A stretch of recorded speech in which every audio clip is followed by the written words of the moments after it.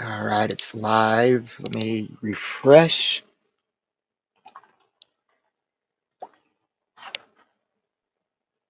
No, not yet.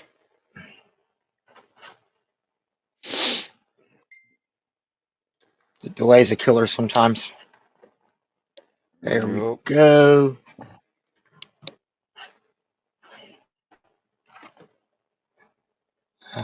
Share.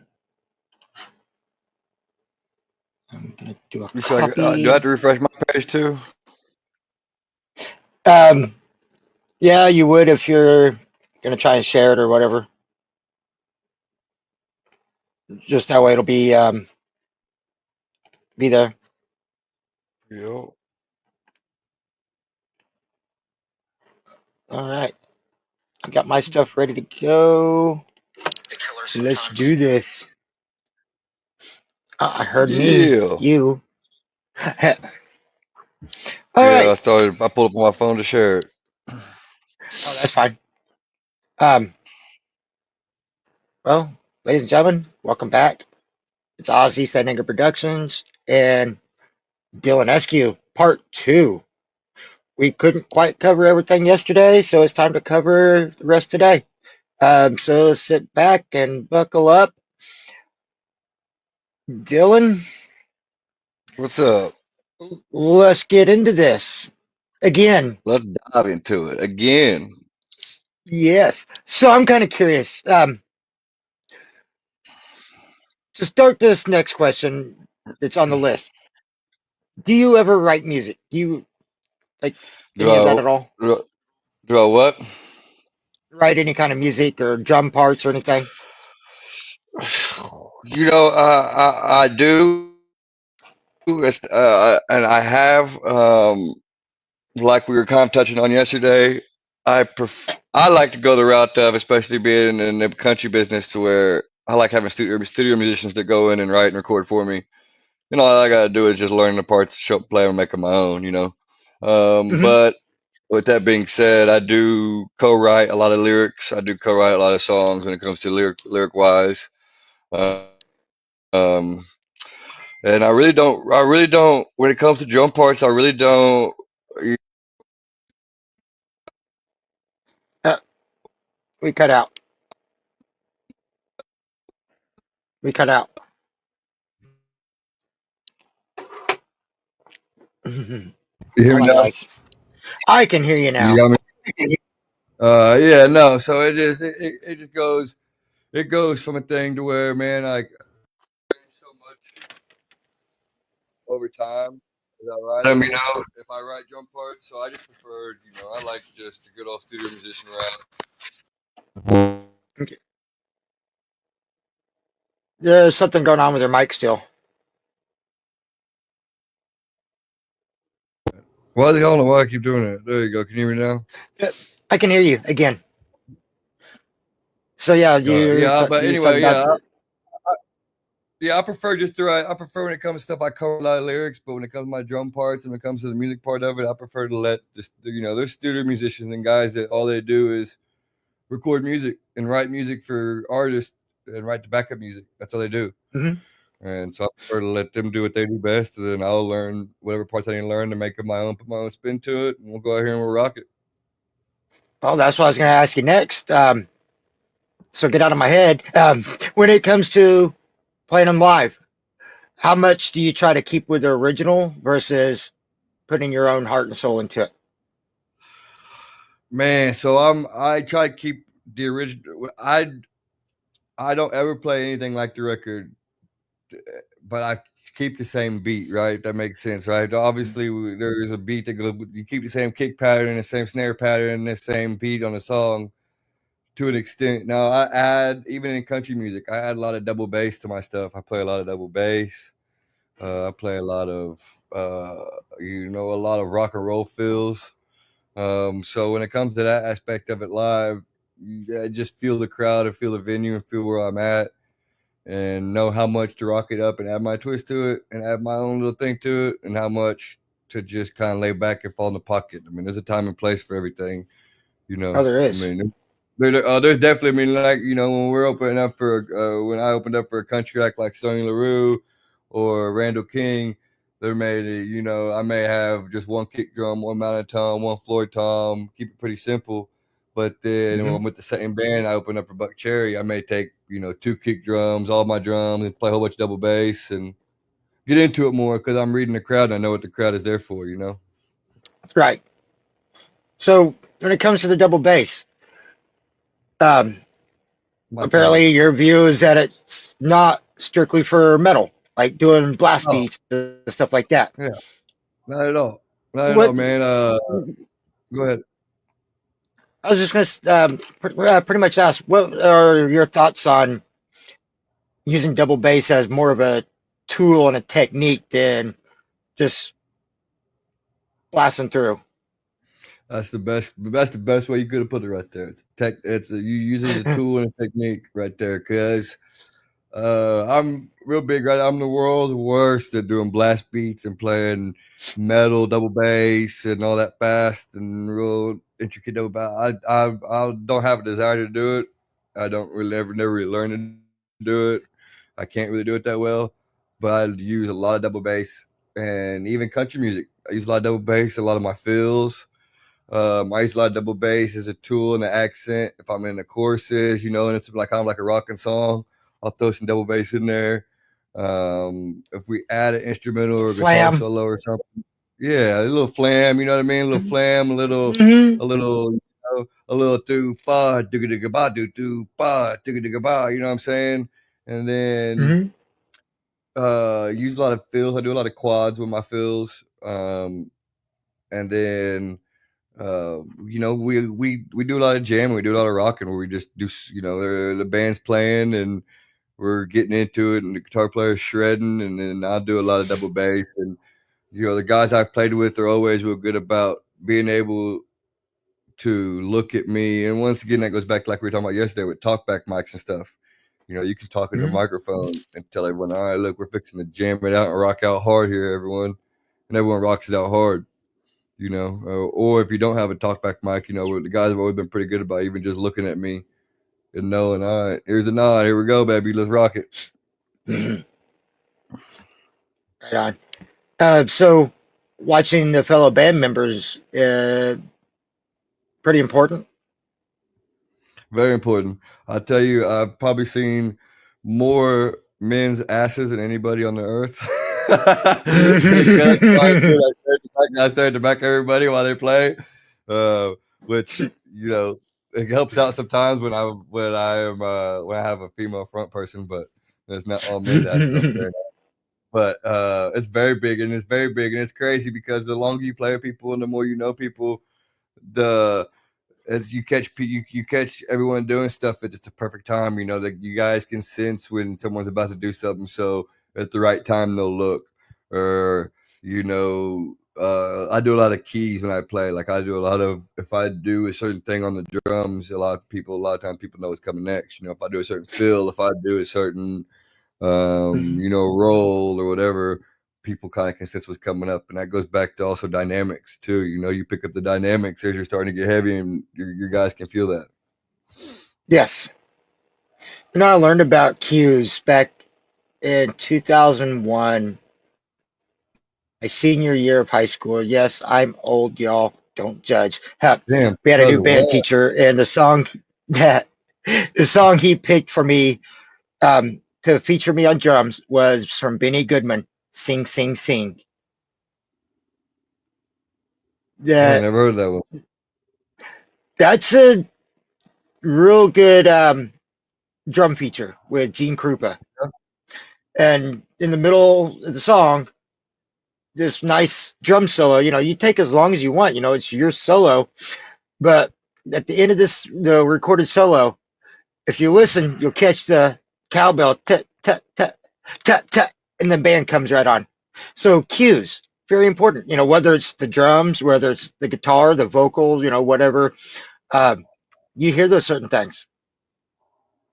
Yep. But how easy Beautiful. is it to get distracted by the crowd and everything else going on? And have you ever missed cues?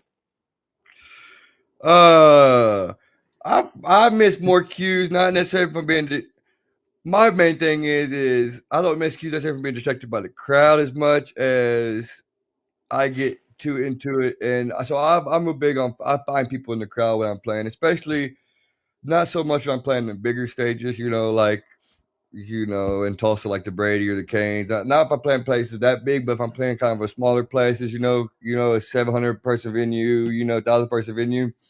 I like to find Hmm. people, and I like to be intimate with them, right? So while I'm playing, I look at them and I make them part of the show. I make contact with them, make funny faces, do stuff with them.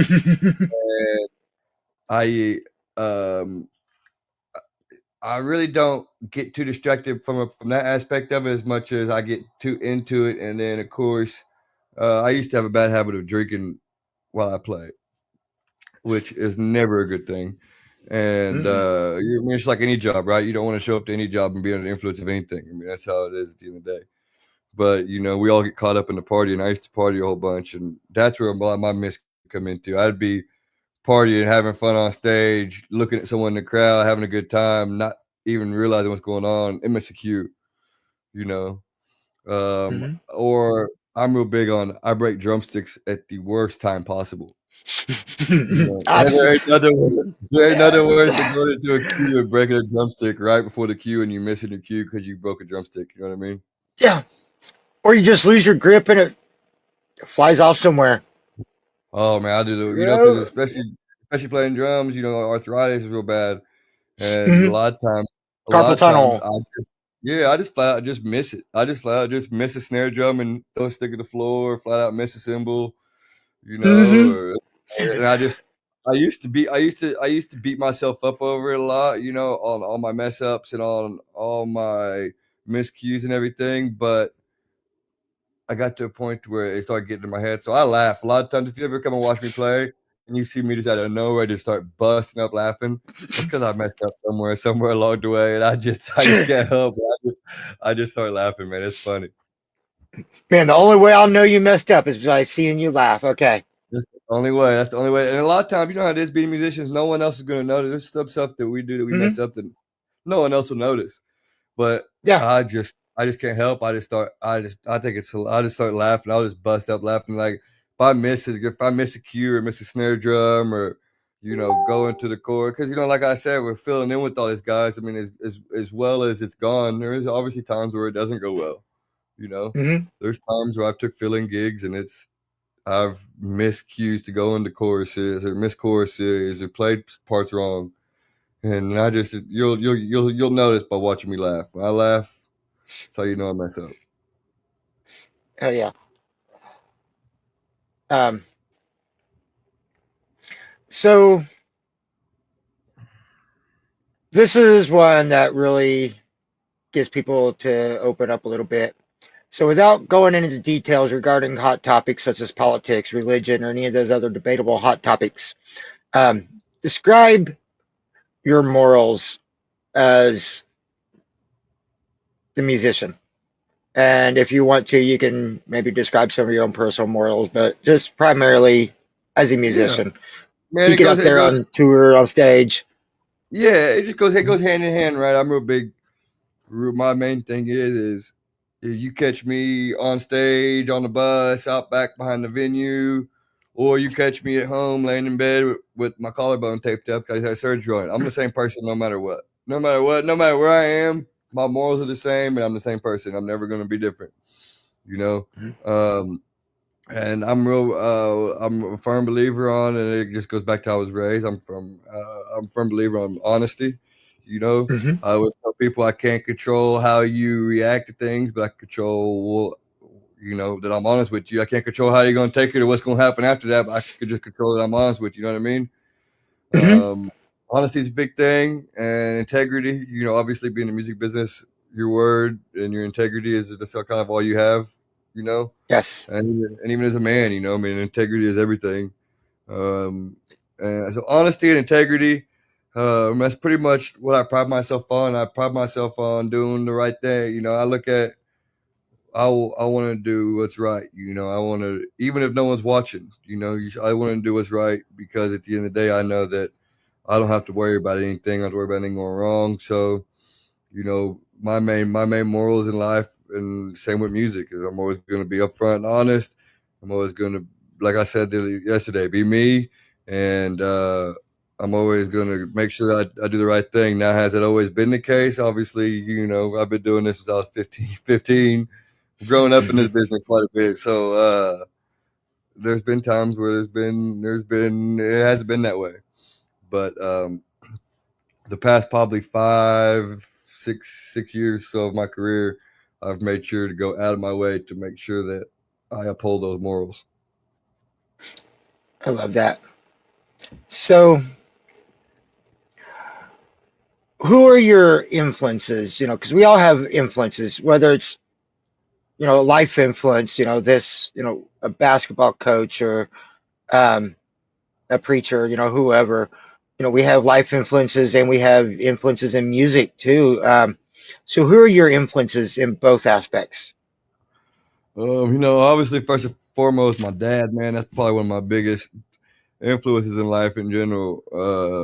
Every since I was a little kid, I tell people all this all the time. And since I was a little kid, since my first memory I can remember, all I try to do, all I can remember is doing stuff and hopes, what my dad, and I have the best dad. My dad's my best friend. We do everything together, but I've always wanted to make my dad proud of me. You know what I mean?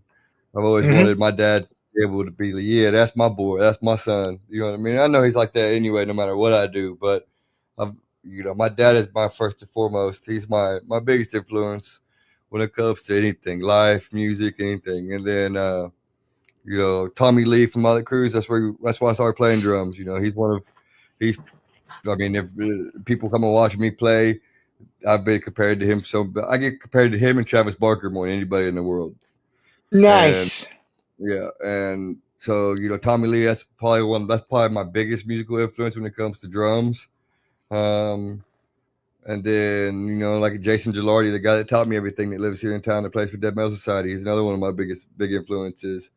Um, And then I have a couple of old school cats that I've met over the years playing music. There's a guy named Ken who um, plays for Rick Derringer, who wrote a lot of songs for the Beatles and had a couple number one hits in the '70s, and there's older guys, in their '60s or '70s that I've met after I've started playing music, but have turned out to be not just people that I've learned from and look up to, but ended up being friends. I mean, this guy right here played with Cool in the Gang, and was in the Rock and Roll Hall of Fame, and he texts me every holiday, wish me and my family happy holidays, and I call him and talk to him. And there's people like that over the years. There's a handful of people over the years that I've met that after I've already been in the music business and already been doing what I'm doing, that I meet and I develop a relationship and a mentorship, and I, kind of look up to them in that aspect. But the main source of the main source of it is my dad and Tommy Lee. Without them two people, would be where I'm at right now. Well, thank you to Obviously, them. yeah, Yeah. obviously without my dad, I wouldn't be here. That's probably obvious, but Oh, well, I'm glad you won that race. yep. Yeah, hey, I was the one with I may have had one fin messed up, but I won the race. Right. All right. I'm going to skip ahead on a couple questions, and I'm really going to get the floor opened up for you. If you could play any one show with any artist and at any venue, even if it is not obtainable, with who and where would it be, and why are you answering that way? Like, go into Oh man, detail of why that be what it is. oh Like, man, like if I could, like, okay, let's see here. If even I if it's could, not I obtainable, so. yeah, no, it's probably be one that may kind of not that may be kind of out of left field here, but I'm probably gonna shoot. It'd be a toss up in between either Michael Jackson or Prince. Dude, I'm Yeah, it'd I'm probably weighing be. in more on Prince. And Michael Jackson, it would be just because of obviously it's Michael Jackson, right? I mean, and everyone, Michael Jackson is Mhm. the king of but Prince, man, Prince, I mean, that Super Bowl halftime show he did was just, oh my gosh. But The guy's phenomenal. Oh, I love Prince. And probably I mean, one of my dream venues to play is Madison Square Garden. I would love, you know, I'd love to play. Nowadays, with the AT&T Stadium at the Cowboys, or you got all these big places doing. This weekend you got in Stillwater, Cross County Ragweed playing Boone Pickens Hmm. Stadium all weekend. You got all these stadiums and stuff, but man, still Madison Square Garden. If I could do Madison Square Garden and play with Prince, that's probably it right there. You know. Prince, man, I don't know, and I really wasn't much into. People probably listen to this, especially people who know me, are like, man, what? Because I've really never been big on Prince, but the past several years, I just have really taken appreciation his musicianship and how he does stuff in the After he song. Yeah, after he passed, because I wasn't familiar with him until afterwards either. Everybody's like, "Oh my God!" It's like, who is Prince? So I looked him up, and it's like I was blown away. but he's amazing. Everything he does, he's so talented. And he's so tasteful with everything that he does. Hmm. Like that Super Bowl halftime show. I mean, right when we went to Purple Rain, it started raining. What are the odds of that? Ah, it's not the government that controls the weather; it was Prince. Yeah, exactly, exactly, Let's not get that conspiracy going. exactly. Okay, that's a whole nother time. We go on over for a whole more hours about that one. Yeah, we could. So I'm going to ask some of these a little differently. What is your worst experience with producers and promoters? Oh. Well, I mean, I could even take it far back as, and there's people that I don't know how far they went out as far as like how if they went all over the country or what they did, but back when I first started doing music, there was a promotion company called like Guerrilla Productions or something like Hmm. that, and basically all they did was is they went so in Tulsa. Now it's a country club, but it used to be called the Fly Trap, maybe. It was downtown. It was one of the venues downtown. Well, they had set up a battle of the bands for all these local bands to play, and all it was basically was they got all these local bands to go out and sell all these tickets to their friends, and then play a little bullshit show. And we go to load into this venue the day, and the venue's like closed and locked. We can't get in, and I guess the promoters never paid the venue. So then last minute we had to swap venues to the Vanguard, which was the marquee at the time. And had to go down there last minute, and they were nice enough to let us do everything there, But Oh, wow. there's a lot of shady promoters out there in this business. You have a lot of people. That's why I'm real big on contracts, no matter how big your act is or how small your act is. Hmm. Always get a contract, and always get a deposit if you can. If not, always at least have a legal contract. Yeah, I mean, you're not wrong. Because I run so many times, especially being in a smaller band back in the day. I could, tell you a whole bunch of stories of being, we're Hold all on, from hold Oklahoma. on. Go ahead and talk. No, I just got there's so many, stuff. yeah, no, there's so many times out, being we're from Oklahoma, we'd be in like, Colorado or Wyoming or someplace like that, and get done. We'd get done playing the show, and we're a thousand miles from home, hundreds of miles away from home. We get done playing the show, and we're supposed to get $1,000, and they don't want to pay you, or they want to give you $500, or they want to write you a check, or they want to do, they want to try to hoe you out on some money, and that's real big, and you have to watch out for that too. A lot of times, never take a check from a bar or a smaller or a club. That's one rule I have. As you start getting into bigger venues and stuff, obviously, when you're playing a $10,000 show, you're probably not gonna get $10,000 in cash. You know what I mean? But if No. you're playing $1,000 show or a $1,200 show or $800 show or $1,500 show, there's no reason why at the end of the night that you should get a check. And most of the times, there's a reason why they give you a check, and most of the time it's because the money ain't no good. So either cash or Cash App or Chime or. Cash or money in hand before we leave. I mean, especially when and that really only comes into effect when we're talking about smaller clubs or smaller bars. That aren't these bigger venues. Mhm. I know when I was doing tickets for my show, I was it helped having online ticket sales, which I'll remind me, I want to get to the tickets thing. It made it nice where I could take that money and turn around and pay the venue the second half of the deposit, you know. Hmm. So things like that helps. But yeah, I could have, if I had checks, I could have wrote a check, and who's to say that that check's any good, Exactly. I mean, you don't know. I mean, it's 2 o'clock in the morning, and you're leaving the club, packing up to go home at 2 o'clock in the morning, and you can't verify if a check if there's funds in the check or not. You know what I mean? If the funds in the account, nope. and you're not even really thinking You, about it. you can verify the cash in hand, or you can look at your phone when it goes ding and see the Yep. transaction. Yep. And Well, we have the especially when technology to do it. yeah, especially when you're playing these bars and clubs, man. At the end of the night, there's no reason why they shouldn't have $1,000 cash. You know what I mean, or the $800 cash laying around to pay you. I mean, they got that in the drawer from the drinks they sold just in an hour. Right?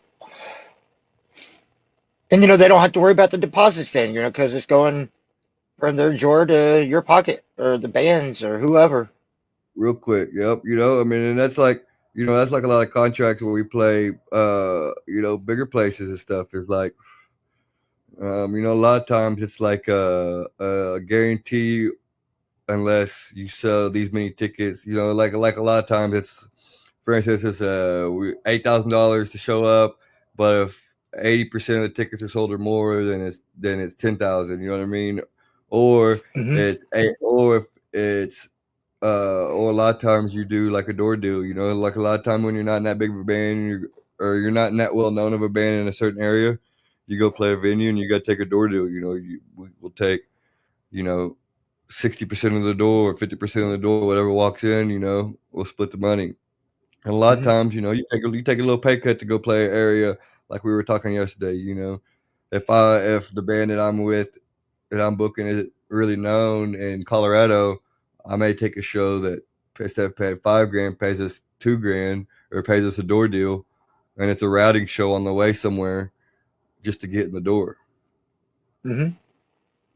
I mean, that's you know, a big problem right now is people with all this money to go play music places, but you got to have the backing to show it, right? You got to have proof that you know if I'm gonna pay you 5 grand, show me that you can have 5 grand worth of people show up at least. You know what I mean? Yeah.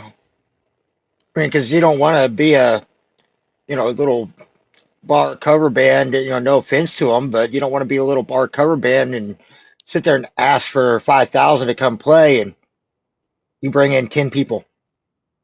Exactly. And I mean, as a musician, that gets to you sometimes. I mean, especially when you're like an opening act on a big tour, and on off nights, and Hmm. you go play like a club somewhere. So on a normal night when you're opening up for the big band, you're playing in front of 10,000 people, and then the very next night you go to a bar and there's five, like we talked about last night. There's 5 people there. You know Hmm. that can mentally that can wear on somebody. I mean, you're all adrenaline up, ready to go, and you show up and there's 10 people there. 5 people there at a little bar. That could kind of mentally wear on somebody. And that goes back to what we were talking about yesterday. You got to make sure that you just have fun doing what you do and Hmm. play every show like there's 10,000 people there. So, what would be your advice um, to some of the smaller bands that, when they show up to the bar or the club or whatever, and there's only the 5, 10, 15 people there, what's your advice for them to, besides have fun, but to deal with the stresses that, like you said, oh crap, I went from 20,000 last night to 20 tonight. How do you You how do you cope with it? you can look at that a couple different ways, right? You can look at it like a great opportunity for a paid rehearsal, right? A Hmm. paid stage rehearsal, especially if you're a band that's just starting out, or you're a smaller band like that playing places. You're just like when it comes to sports or it comes to anything you do, the way you get the way you become the best at it is repetition, right? So Hmm. use that as just another chance, another opportunity to act like and treat it like you're still playing Madison Square Garden. Even though there's five people there, but you still perfect your show because, like we talked about the other day, you don't know who is watching, who is there, who knows who that's there. Hmm. I mean, that's I have a friend that was in a band in the '90s and early 2000s that was on the road playing a place. He said it was a bar they were playing. There was literally five people there. One of them just so happened to be a tour agent for Kiss, and saw them put them on a tour opening up for Kiss. You know, and so you just never know who you bump into. So the biggest thing is don't let it get to your head as far as man, this is gonna suck. This crowd's gonna suck. It's not gonna be no fun. Once you put those thoughts in your head, they become reality. Once you start Hmm. thinking, once you start thinking, man, this is bullshit. This is gonna be no fun. Ain't nobody here. I just want my money. I want to go home. Yes, you're never gonna have a good time or a fun time. Always go into it thinking. Always go into it not know thinking the best and looking at what the possibilities could be. Because God forbid you go play a show in front of five people and that tour manager for the big band is there and you take it as a bullshit show and you guys suck. And you're no good. Then you just blew your chance. Yeah. So we're both familiar with this person, Doug Burgess, Oh, DB. right there in Tulsa. Yep. Yes. Um, who's to say, he's not working on a big project at BOK Center, or as we, most of the people around Tulsa and the rock community knows of the DEB processing stage at Rocklahoma in the Roadhouse tip.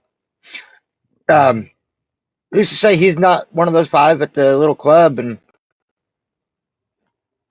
be watching for some of these bands, upcoming bands, and get you in at the BOK or get you in at the Brady or the Tulsa, any of those, get you to play at Rocklahoma.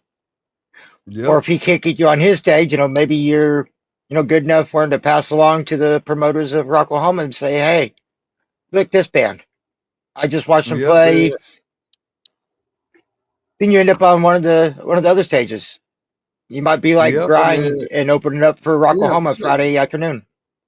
Yeah, be like grind, I mean, and oh, Doug is he's really good about he's one of the people that is really good in Tulsa music scene that takes care of the local acts. Him and Tom Green both are Hmm. really good about taking care of their people and of the local music scene. And you just never know. I mean, you could even take it a step bigger. I mean, there could be a CEO for Capitol Records sitting in the bar visiting his family in Tulsa and having some drinks. And next thing you go up there and you kill it. Next thing you know, you got yourself a record deal, and you got your foot in the door. You just never know. You never know who or what or where or who's, especially nowadays with social media, man. I mean, if one of the five people in the bar is live on Facebook and one of their friends is somebody, you just never know nowadays. No, you don't. And, And it also goes back. back That to also goes back to how you carry yourself. You don't want to say anything stupid or do anything stupid. Because of the social media nowadays. hmm back to playing sober. And if you're, you got the CEO of Sony Records. I know you said one. I'll say another. Sony Records.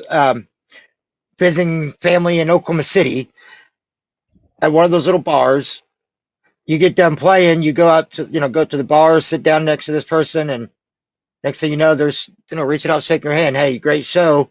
I'm so and so. I'm the, you know, one of the chief executive officers or whatever of Sony Records. If you're drunk, that's going to put a bad image on you. Oh yeah, and I kind of have a little rule, man. I always will. Since I used to drink nonstop while I was playing, especially playing these little bars and stuff, man, out on the road. Like I remember one year we played like 250 shows that year, and they were all at bars and clubs, ranging from 5 people to 700, 800 people, and I'd go through a bottle of Hmm. Jaeger before I went on stage, and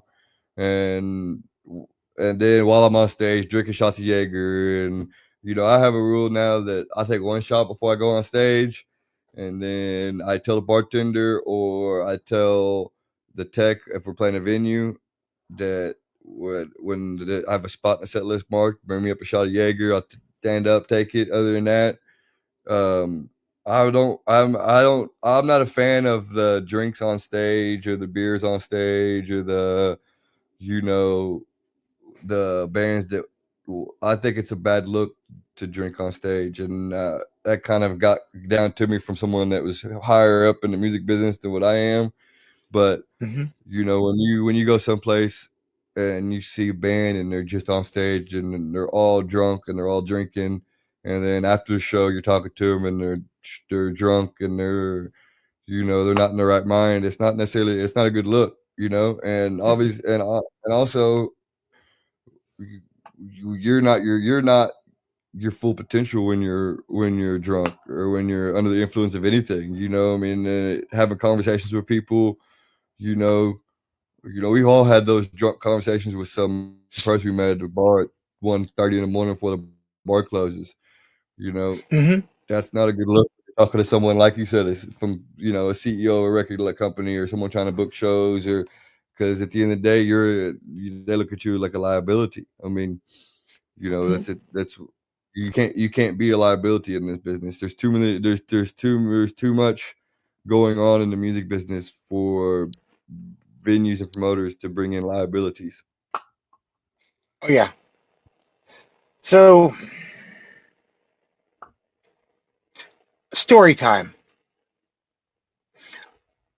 What changed? You go from, a bottle of Jaeger before the show to the shot of Jaeger, and, before and one in the middle. What changed? And what caused that change? What happened? What was your thought process? Like, we Oh, want to hear the so there's a story. couple different. Yeah, so there's a couple different things on that aspect, right? I mean, I struggled with addiction for the longest time in the world. I mean, I'm not even talking about just drinking. I mean, a handful of pills, you know, cocaine, anything and everything I could do to change my mental status. I was the king of doing it, and a couple different things happened, man. The main thing that saved my life that changed was after I had my son. I had I was real bad in addiction, and I had 2 car wrecks within 2 weeks with him in the back, and Mm. kind of opened my eyes. And I spent 45 days in rehab in Colorado. But then when it comes to the music, man, what just got me out of all that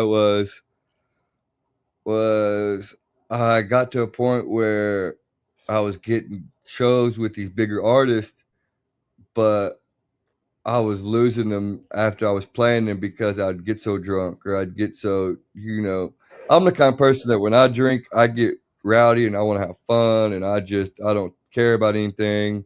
It doesn't matter. It doesn't matter at that point. So, uh, I played with a band one time, and I me and my friend that played guitar was on here last night watching it. His name is Josh. Me and him several times. We'd go play, and we'd be in Kansas playing, and we get done. We'd drink and party all day, play a show. Then after the show, we'd meet some people that lived in the town. And instead of getting in the van to go to the next show 5 hours away, we tell the band, don't worry about it. We'll meet y'all there. Y'all go. We'll catch up with y'all later. And then it's, you know, 10 o'clock in the morning, 11 o'clock in the morning. You haven't been asleep and you're still up and you're drunk and everyone's passed out. and you realize you got to be 5 hours away at your next show, and you got to figure out how you're gonna get there. So, Hmm. uh, there's been a lot of firings. I've been fired. I've been fired a few times, obviously, for like I said, for my drinking. Um, I've watched videos. A lot of it. I'm real big on going back, and I hate watching videos of myself playing. I'm not that guy. I hate it more than anything. I start to thinking I think I'm goofy. I start thinking of stuff I did wrong. But watching live videos of me when I'm drinking and being on stage and just looking like a jackass, man. Staying on my drums and falling uh, or like you talked about, even after the show, or before the show or after the show, walking around and talking to people and not understanding that I'm so drunk that I'm making an ass out of myself, Hmm. and then getting word, and then the next day you wake up and the promoter or the venue owner has emailed the band saying that the drummer was an issue, or like that time I woke up and I was on the front pages of the newspaper. You know what I mean? I mean, it there's people. There's that saying people want to say that there's no such thing as bad publicity, and that is the worst advice anyone can ever give anybody. Yeah, straight up lie, Yeah, especially I nowadays. mean, especially nowadays, there is nothing worse than bad publicity. I mean, you know, it's not like it was in the '80s where you had these bands like Motley Crue going out and throwing TVs out of hotel rooms and all kinds of stuff and getting publicity from it, and people think it was cool.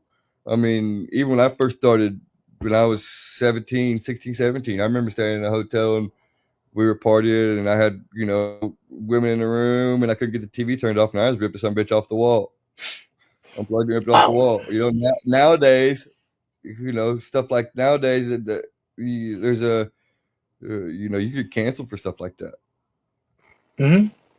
For real sure. quick. Hmm. One issue that one of my friends encountered a while back ago was, he was telling me about a show that he'd done where,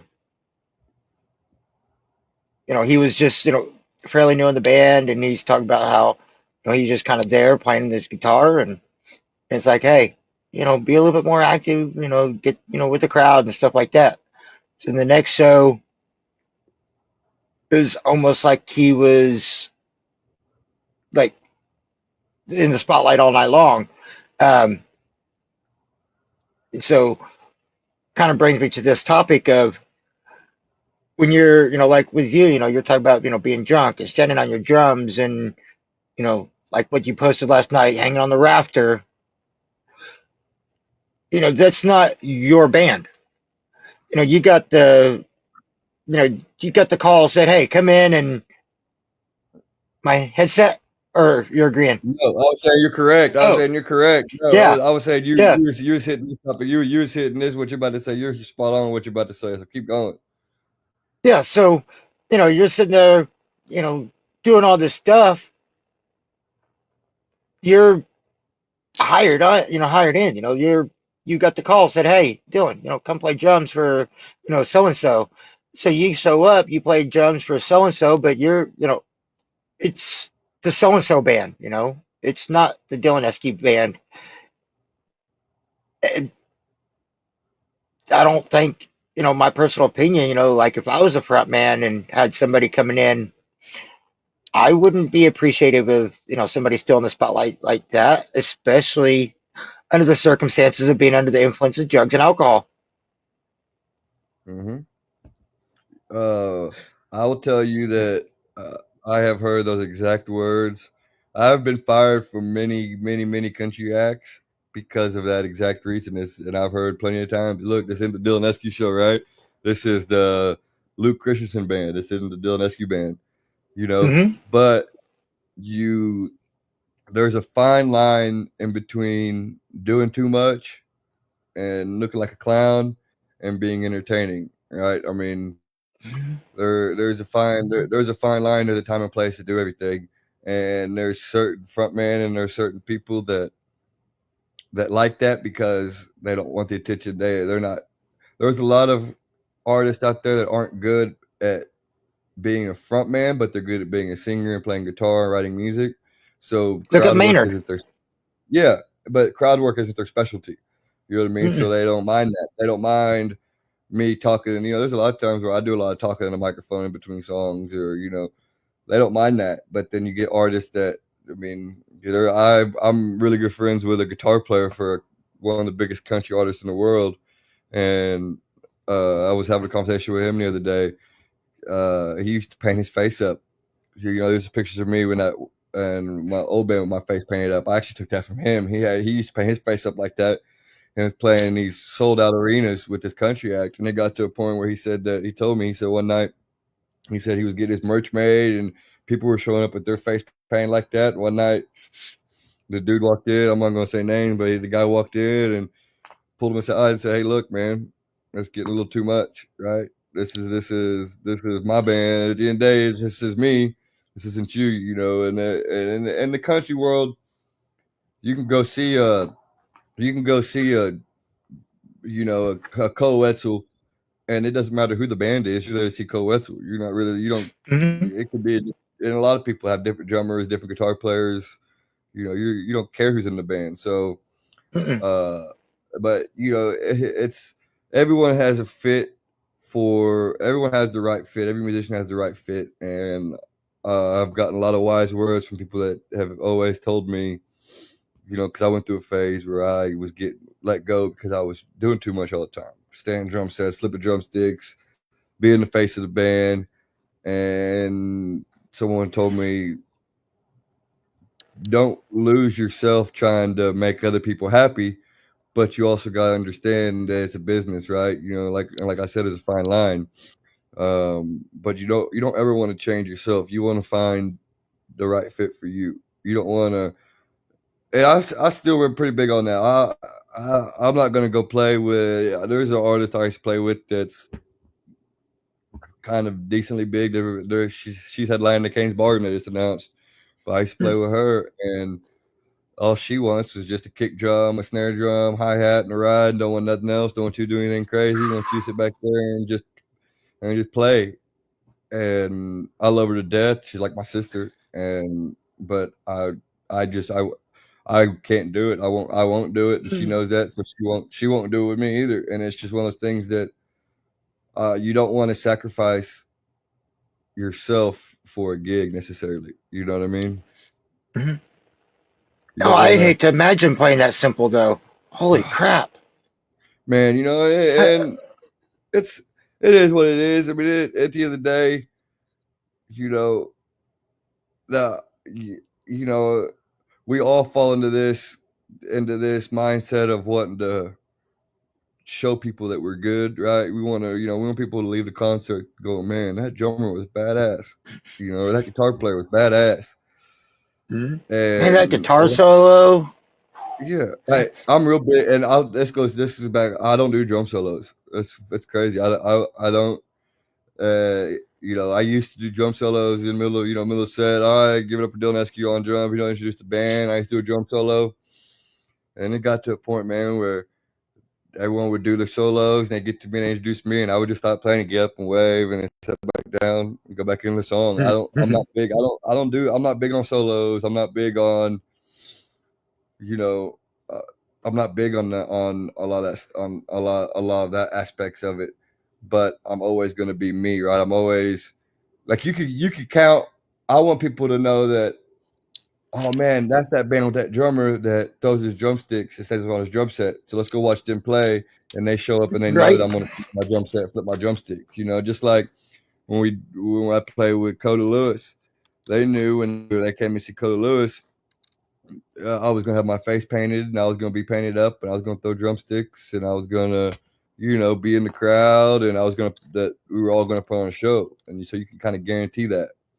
And you don't ever want to put on a show and then have someone come back expecting to see that show and it's completely different. That's the biggest Absolutely. kill for bands. That's the biggest kill for bands is bands will go into a market and they kill it and they put on a hell of a show and then Next thing you know, they go back and they get booked back in, and it's a different lineup or a different band, and that's not the same show. Mm-mm. And show is a part of what we do. I mean, It is. yeah, it's just you got to keep them entertained the whole time. Hmm. So one thing I was wanting to touch on, you said you used to do solos, so the question's still valid. I want to know your thoughts on solos. Like, you do the written stuff. Basically, you got somebody that was in the studio, wrote the song, played the song, recorded the song. Now you get to play it live, but it's a written in drum solo. Do you follow the written in, or do you think a solo is meant to be personal and that's your feelings and emotions going into it for each Um, specific time? so I feel like it's more emotional, more kind of at the spur of the moment kind of deal, unless it's a key part, right? And I mean, there's a lot of songs out there that have key just drum parts in it, right? I mean, there's a lot of stuff that a lot of songs that you have to play that drum part exactly like it is, including in the solo part of it because it's such an iconic part of the song. Versus other songs that Phil it's just Collins yeah, like Phil Collins, for in instance. Yeah, the air. yeah. I You're mean, going to that's have thousands of people sit there right at that exact moment doing the air jump. And yep. if you don't play it like Phil Collins, whether you're just a cover band or you're, a professional touring band, you don't play it like Phil Collins like that, you're going to have a lot of angry fans. A lot of Edgar fans, and there's a lot of bands that if you play cover songs, there's a lot of bands that you or not a lot. There's quite a few bands that you've got to play exactly like it's the record because it's so iconic. Especially Mm-hmm. in rock and roll. There's a lot of stuff like that. And country music, a lot of it is the more iconic stuff in there is going to be your train beat stuff, and I played country music for the longest time and never could play a train beat. I didn't learn how to play a train beat probably until 5 years ago, 6 years ago. Played country music for 10 years before that, never could play a train beat, and I just never really So wanted to what is learn. it? It's just on the snare like your Johnny Cash. What's that song? Uh, Hear that train coming. What's that fucking um, oh god dog. Folsom Prison Blues. Yeah, Folsom Prison Blues. okay, Uh I was getting ready to pull up YouTube. yeah. Yeah, Folsom Prison Blues. They got a train. That song's a train beat, and there's a lot of country songs that have a lot of train beats. Um, which it's when you listen to it, it's pretty simple to play. It's just on a snare drum, but it's something that I never. It's just you got to get the feel for it. It's kind of a different feel. And I never really was Like big a on that. march with a little bit more of a swing. Yeah, and I was never really big on that. But that's real notable country music. But other than that, people in the spur of the moment live when you're playing the music very rarely especially if you're playing bigger places, very rarely is anyone going to be mad if you don't play the song like it's recorded, right? If I do something different, no Hmm. one's going to come up to me at the end of the night unless it's a Phil Collins song and go, hey, you fucked that up, you didn't play that right. Yeah. Um, so then here's a good one. Reimagined songs. Uh, I want to get your take on Ronnie's and Falling in Reverse's reimagined version of it's right there from Papa Roach. Scars, I love that. You talking about that one they did? No, it was the other one. Last Resort, which one? Last They did, Resort. Yes. yeah, that was What's your yeah. thoughts on that? Bro, I love that. I love that version. I love that song so much that they did. Uh, just like you look at what was that band? Kill Switch Engage and Holy Diver, right? Hmm. Is that who did Holy Yeah. Diver? You got Um, bands. I figured Death Punch and Bad Company. yes. Or the one that did from Offspring. Um, oh, can't think of it. It's Yeah, I off the know. tip of my head. But yeah, there's certain bands that do their versions. I like their versions. Mhm. But you can also smooth fuck up a song real easily if you're not careful. Yes.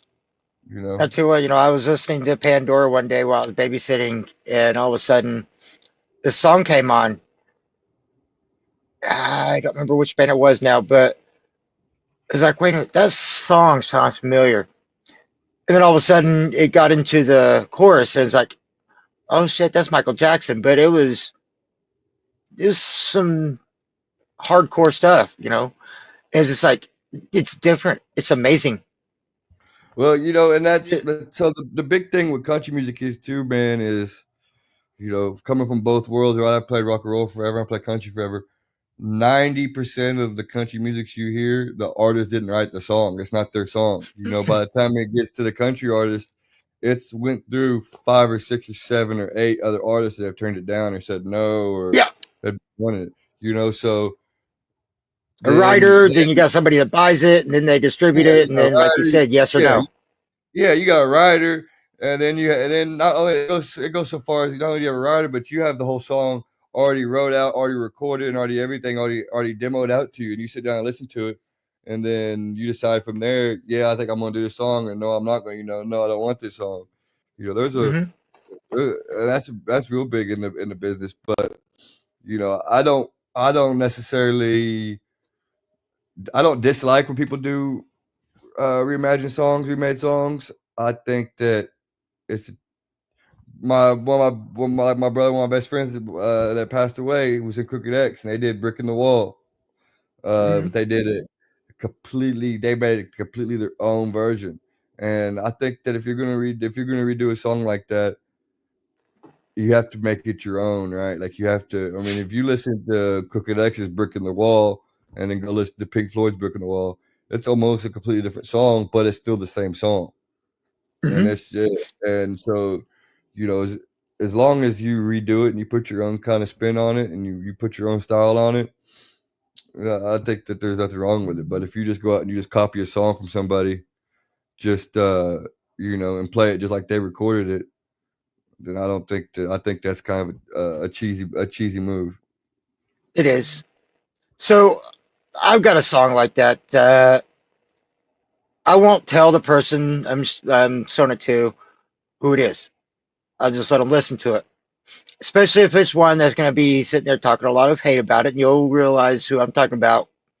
Um, but I'll play the song "Devil Went Down to Georgia," and it's just right off the bat, it's just damn near some metal.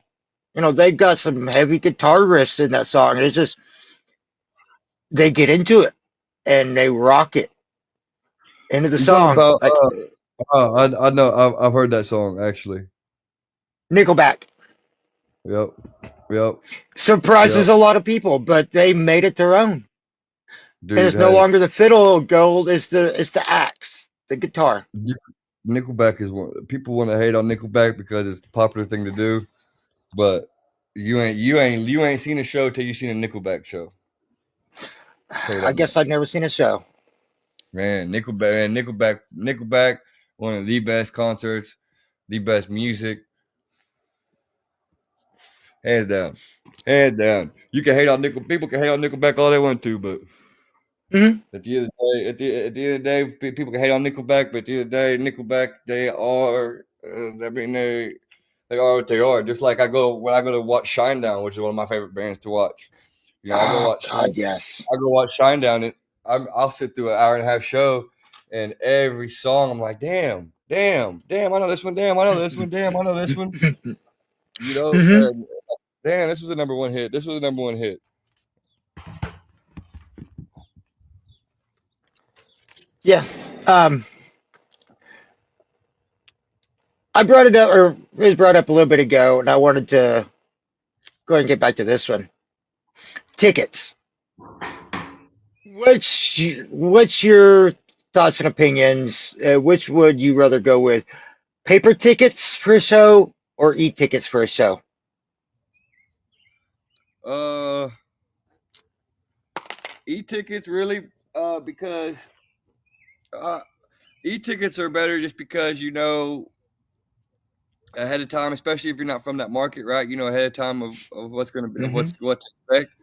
You know, if you're not in that market, you know it's kind of hard for you to keep track of paper ticket sales before the show, and that's why a lot of artists Hmm. cancel shows. You know, there's a lot of artists that book shows to play, and then the week that the show is supposed to happen, they cancel the show. And a lot of times it's due to low ticket sales, you know, because so you know, I mean, you know beforehand. Okay, I'm fixing to go play at this place, and it holds 10,000 people, but I've only got 2,000 tickets sold. You know, there's not enough money being made, or they cancel the show. E-tickets, No, it's you're better. Yeah, man, 2000. That'd be cause for canceling. And then everybody's like, well, why did they cancel? Well, why didn't you buy a ticket? yeah. Well, I mean, you can't. I mean, you gotta look at how much money goes into putting on a show. Not even just. I mean, even just a smaller show. I mean, even if you talk about just a place like the Brady Theater in Tulsa, the Canes Ballroom in Tulsa. I mean, you have the cost Hmm. of the venue, and you gotta pay everyone that's there running it. Then you gotta pay. You know, you got bartenders, you got liquor, you got lights, you got utilities, you got security, you got front of house, you got. I mean, before you even start playing, and they got to pay the band. So I mean, before you even do anything, you're looking at a five, six, seven, eight, $9,000 overhead Yeah, before you even start getting into everything else. the production cost alone is huge. And I'll be totally honest. All my sound equipment, yes, it's paid for, but it's not paid off. You know, Exactly. I'm I'm still waiting on that, $10,000 paycheck to pay it off. Is this, and that's in the tech industry. That's you don't even see that running the big shows. Yeah, and it's got to be worth it, right? And I'm real big on you never should play. Right, we're musicians. This is our job. This is what we do for a living. You never should play Hmm. anywhere for free. I don't. I think that the market, the music market, has been so saturated with people just wanting to play music that they'll jump out and they'll go play someplace and they'll go play a place and make no money or play for free or do whatever. So then it's hard for a band to go in there and want to ask for $1,000, $2,000. Well, we just had someone come here and play last week for free, you know, Hmm. um, or the pay to play, like we were talking about the other day. Like the other day, I don't like the whole pay to play deal. And and there's a difference between a pay to play show and a show that you get on and open up and gotta sell tickets for. I do separate those two. I mean, obviously if someone's coming to town and they need someone to open up for them local, they expect that's kind of what they expect. They want someone local to open up for them to bring in a little bit more of a crowd, right? So you're kind of expected to do Absolutely. that. And so there's a difference in that. There's a difference between getting on a show, opening up for somebody, and guaranteeing 20. Basically, that's a lot of times how it works too, right? So say Pop Evil, who was just in Tulsa the other night, is playing, and they come and they Hmm. say, "All right, we need a local opener. You guys can open up for Pop Evil, but you have to guarantee that you're going to sell 50 tickets." So then you basically break off the promoter the bread for the 50 tickets up front and get your 50 tickets, and then you either sell those or keep those or whatever you do with them. That's different than just paying just to get on the show, right? Just paying a Yeah, thousand dollars to the show. and that kind of also goes back to you never know who's in that bar watching or that venue watching. Those 5 people, 10 people. You know, it might be somebody that's looking for that local artist for pop people. Yep, and it also goes back to you don't know. Like you could go open up Pop Evil and then their drummer quit the next night and they need a drummer and they think, man, that was a badass drummer that just played with us the other night in Tulsa, and it also goes back to like we talked about yesterday, networking. Every time you Hmm. play anywhere, you always want to network with people, always want to talk, get your name out, spread your name, make sure people, you know, and when you're doing it, like you just mentioned earlier about the drinking situation, you want to make sure that you carry yourself in a professional manner when you're talking to these people, right? I mean, Yep. there's nothing worse than trying to go up and talk to a national act and you're slurring your speech and you're fumbling around and you're, you know, versus going to actually have a legit business conversation with these guys or having a legit conversation sitting down and talking to them, being clear headed. Hmm. Yeah, I tell you what, being in, my position that, I have no problem, going to a concert that's not mine and just hanging out. And, I look over, it's like, oh, hey, you're Dylan, right? Yeah, yeah. What band are you with again? Dude, exchange contact information with me. I'm trying to book a show. You know, I have I've been known to do stuff, not necessarily the booking at the moment, but just networking. So Oh yeah. that when I'm ready to book a show, it's like, okay, who's that person that I met? Oh yeah, Dylan. Hey, Dylan, I got a show. Let's go. Is that Yeah, and networking? yeah, my dad has always made fun of me. Not really make fun of me, but we've always joked about that, right? Whenever we go to concerts, it don't matter where we're at. We'll walk into a concert and we're sitting there watching the show, and then I'll go, "Hey, I'll be right back. I'm gonna go to the bathroom." And then 10 minutes later, he's watching the show and he sees me up on the stage, backstage, watching the show from the side of the stage. I'm notorious for that, especially like Rocklahomas, just because, you know, you you're sitting there watching the show and you go to the bathroom and you run to someone and next thing you're backstage hanging out, talking to Pop. There was that I just keep bringing up Pop because that's one night they came and played Cancer Sucks 6, 7, 8 years ago, and Hmm. I ended up all me and some buddies ended up there, and I ended up about right before Pop Evil started. I ended up on stage walking out with Pop Evil with my phone, recording him, was on stage Dude. with him and hanging out with him, and it's just in that situation, the last thing you want to be is come off as a drunk fan or come off as a drunk, you know. You always Hmm. wanted to be professional. I mean, you don't want to have that opportunity. You don't want to be, especially when you first meet some of these people. The last thing you want to do is be that drunk asshole that oversteps boundaries. Yep. Here's a fun one. My buddy, I've known this guy for some time now. He grew up in Tulsa. Um, one of his friends, his dad owned basically, I think it was a promotional company, production. So they were going to some of these big concerts at the arena for free. Then got to hang out, backstage and everywhere because his buddy's dad owned, was the person. And so there's one night they're just back there. He gets to hang out with this band. It was the opening band that that night. I don't remember exactly who it was with. Don't think it was Aerosmith, but crap, it's the other band.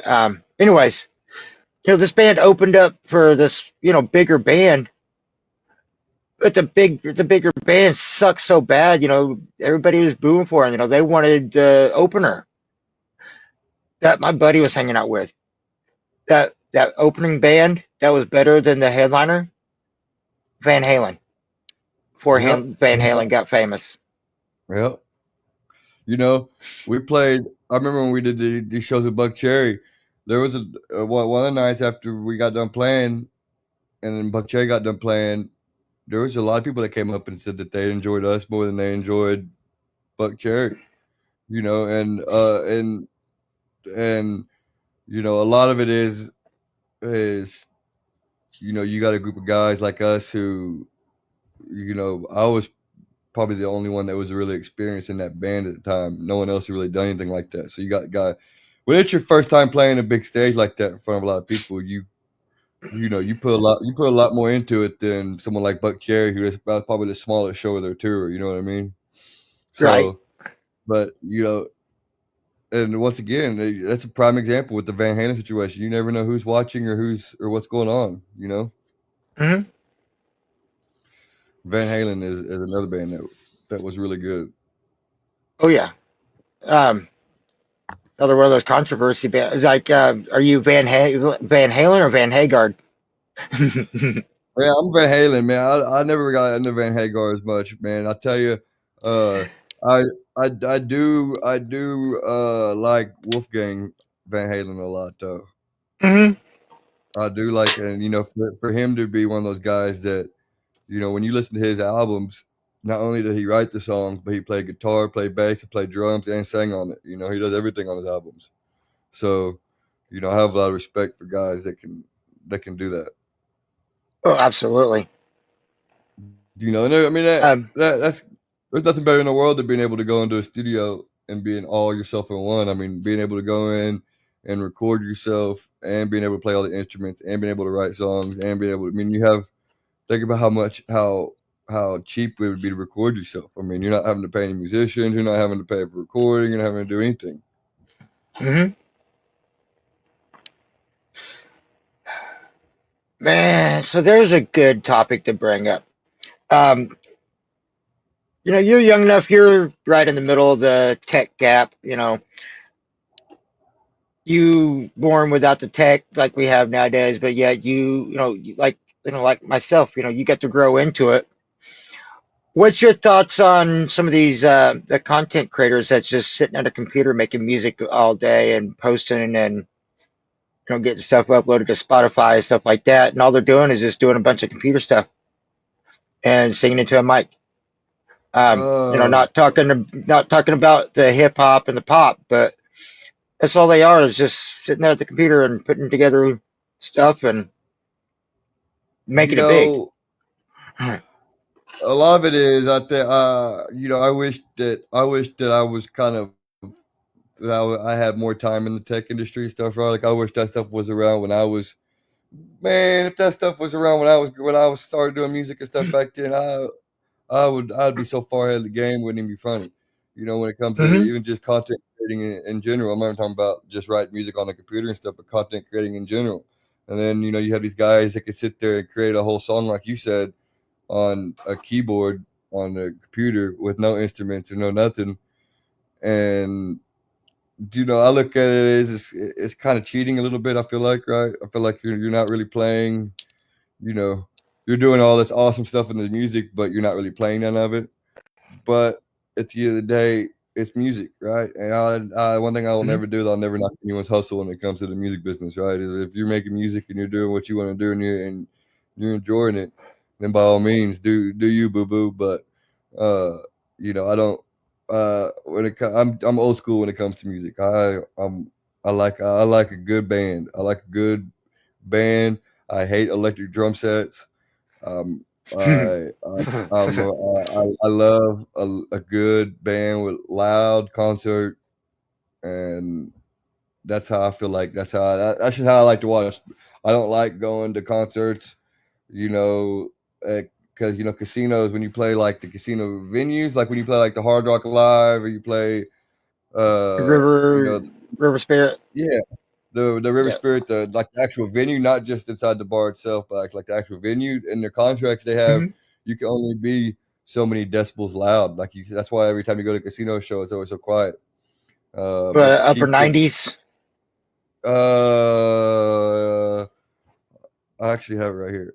Matter of fact, now that you mentioned it, it, Yeah, because it most of your says big actually shows are about 105, it's a 104, hundred. It's 100 dB average over 100. time.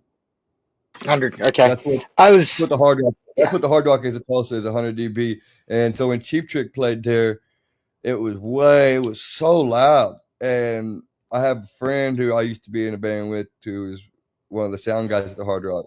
And I asked him, I was like, man, well, what was up? And he said that in Cheap Trick's contract, it was in their contract to where uh they could be as loud as they want to be. So it was way louder. But we're going to casino shows. That's one of the reasons why I don't like casino shows. They're so quiet. I don't think you should be able to talk and watch live band. I don't think I should be able to watch a live band and be able to look over and talk to somebody. Well, you're not there for conversation, You unless know, and it's that goes a back comedy act or something. exactly. That goes back to playing bars, and you have all the time. We've all been those musicians. You're too loud. You're too loud. Turn down. You're too I loud. I can't hear the can't hear. bartender. Yeah. Well, then That don't that book is live something music. that I've encountered. Yeah, don't book live music. I mean, Yeah, I've I play places where I'm not even mic'd up, and people are telling me I'm too loud. Well, what do you want me to do? I can't. I mean, I'm not. I'm a drummer. I don't have a volume knob on my drum set. I'm not mic'd up. I'm not even yeah. hitting hard. I mean, there's plenty of times I play places and I've had to put like towels and tape them over my snare drum, or you know, Bad acoustics in and the room, and yeah, and it's just like you play places, especially these smaller bands playing places. You play places that think that they're equipped for live music, and you get there, and as a musician, you realize this isn't a place that should have live music. yeah. I No, mean, I've worked some shows where um, the bartender is actually like, yeah, if we could be sure to keep it down a little bit so I can actually hear the drink orders. And I will agree with him on that, because especially if like when I booked over there at the Bowman back in February, I had the opportunity to, do the bar stuff, and I straight up like, no, I'll let you take responsibility for the bar, and that's how they're trying to make money. And if they can't hear the orders, and I don't, from a personal perspective, I don't like having to yell, trying to, tell the bartender what my drink is supposed to be, how to make it, the rum and what fruits and stuff like that. It makes it hard, especially if it's in a small room with, pretty bad acoustics. well, yes, that goes back to just the venue or club or bar has to be set up properly in order for live music. You have a lot of places that want to have live music, but aren't set up Yep. to have live music, and you know, you have to be properly your venue, your bar, your club has to be set up to have live music. I mean, I play a lot of places that there's the stage is in almost a completely different room than where the bar is, just so the bartenders can hear it. You know what I mean? Um, Hmm. because at the end of the day, it is a bar, right? They're obviously they make their money on the liquor sales. Um, and that's another thing, man. When these bands coming up playing these bars and stuff, is we used to get with the bar owner before the show. We played bars and tell them at this certain time we're gonna tell everyone that all right, coming up here 2 songs, we're all gonna take a shot together. So right now for the next 2 songs, Jaeger shots instead of $5 are 50% off. So everyone go grab you a Jaeger shot real quick. And here in 2 songs, we're all gonna take a shot together. Hmm. So you push drink sales, you push sales, you Hmm. always encourage that. We played the bar in River Spirit Casino here in Tulsa, just the bar, and they said that we sold more drinks at the bar than any band that came through the bar. And they said not only did you sell more drinks at the bar, but we were having to tell people that we couldn't take y'all more drinks because we kept having people buy us trays and trays and trays and trays of drinks. And they were like, we had Man. to tell them, look, we already got 2 trays going up there. We slow down a minute. You know what I mean? But Hmm. if you play in That's these a lot of bars, bottles of Jaeger. hey, so that specific show I got up and I had 10 shots of Jaeger still sitting behind me, not even drank. I didn't even drink them that night. Wow. Yeah, yeah, but there's like when you play bars and just like venues, they make their money off liquor too. You're never Hmm. gonna you're never gonna make an enemy by selling liquor and beer at a bar by helping them sell liquor. You're only thing you're Nah. gonna do is make people want to bring you back quick. Yeah, you're making them money. Yep. And then don't ever there's a lot of musicians I play with that want to play these bars or venues, and they run up a tab and then leave. At the end of the night, just pack up, roll out. Man, that's so. And there's been times. I mean, don't get me wrong. There's been times on the road where where it's an off night. We're playing at some podunk town in Wyoming that I know that I'm never going to be back at and never going to be at the bar again. Hmm. But I'm not going to dip out. You just because of that reason, that doesn't give me a reason to. Just because once again, you don't know who they know. That time I dip out on a bar tab could be the time that the bartender is dating someone who knows someone who knows someone who knows someone. You never know. Yep. you're 100 miles away from Cheyenne or wherever, and all, you're playing that show, you know, hey, my dad owns the big, deal over in, such and such city. He's looking for artists like you. I'll give him your contact information. Yep, It you know, goes back to, you fest, never know who's there. and then festivals, man. Like festival. That's a whole kind of another topic on it. That's a whole different bag of worms itself, man. Oh, yeah. Festival seasons are so different, man, and they're playing normal shows. I mean, when it comes to how everything's set up or ran, and that's where a lot of the networking is, man. A lot of the networking, Hmm. is you're sitting in band catering, eating dinner at a festival, talking to these bands and talking to these people, and like I said, how many times I've been to Rocklahoma and been into band catering and talking to people or talking, like I said, David Jamer from Disturbed or, Tommy Lee or, stuff like that. Just that's where a lot of the camaraderie and a lot of your networking comes in as festivals. Festivals, a lot of Hmm. people hate festivals. I love festivals. That's one of my favorite things to play. And it'd be fun to play Rocklahoma.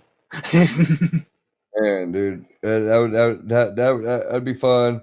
It'd be fun to play Rocklahoma, just because of it being in Oklahoma, man, and where it's at. I'd love to, and It's I've home. once again, yeah, I've been every year, and I've played, but not on like the main stage or anything. But it's just to be able to play a main stage of Oklahoma would probably be pretty cool, just it being where I'm from. I know so many people there, and I go every year, and it would Hmm. just be that'd be cool to do. Even the country festival, I was we were gonna play that this year, but plans kind of fell through with everything, and we decided to kind of put it on the back burner. But man, that'd be fun to do. Absolutely. So you've been every year. Have you actually had a chance to meet Rocklahoma's hot dog? No, I haven't. Man, um, I don't that, think I have. I may and the have. hot So dog though,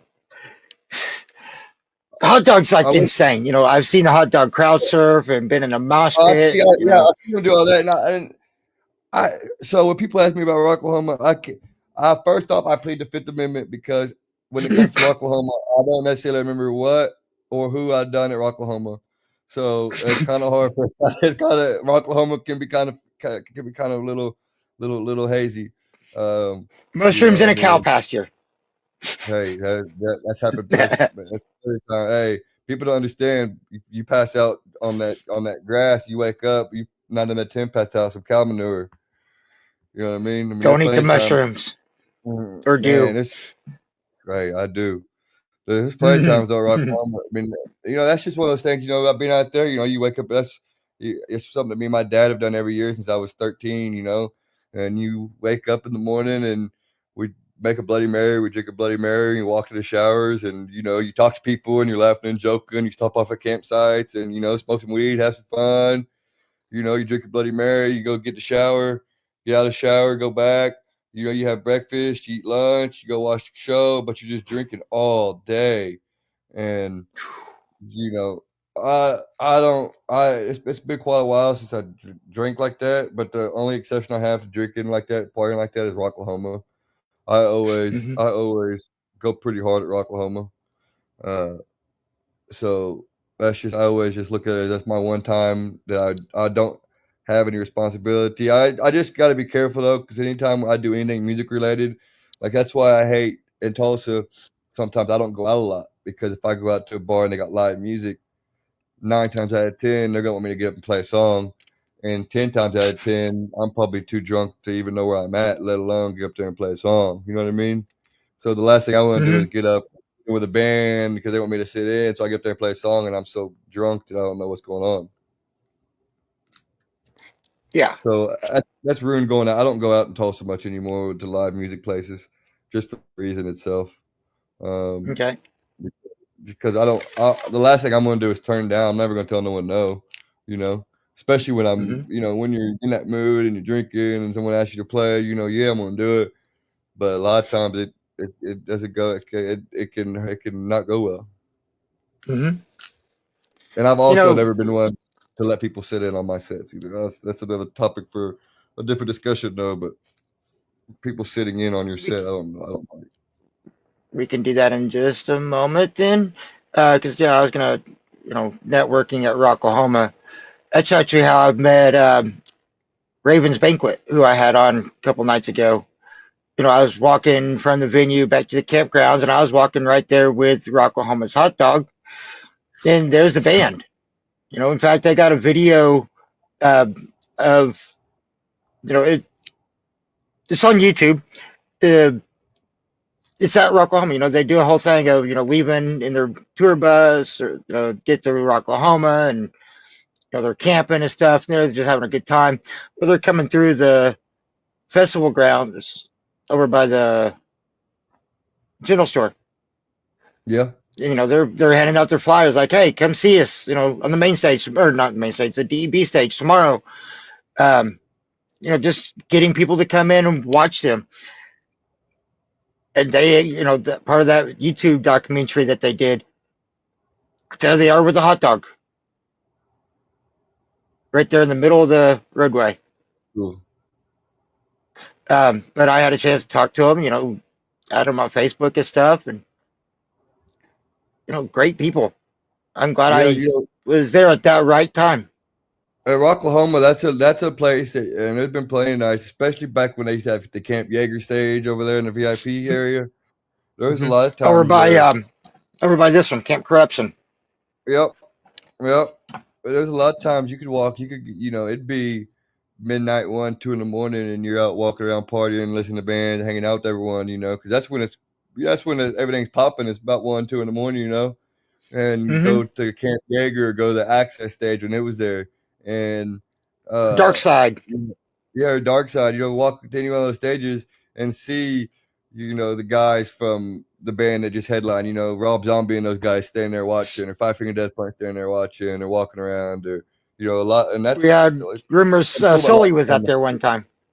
Yep, that's the thing about Rocklahoma. It's cool that a lot of artists like, and I've got to actually talk to a lot of these guys about.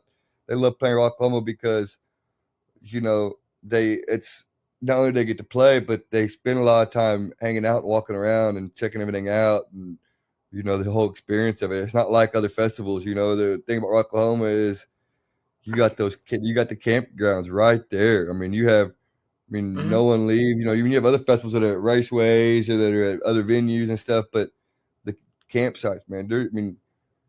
There's no, there's that's not much of the perfect setup, and that's exactly what it was built for. It was just that right there. You know what I mean? I mean, Hmm. it's built.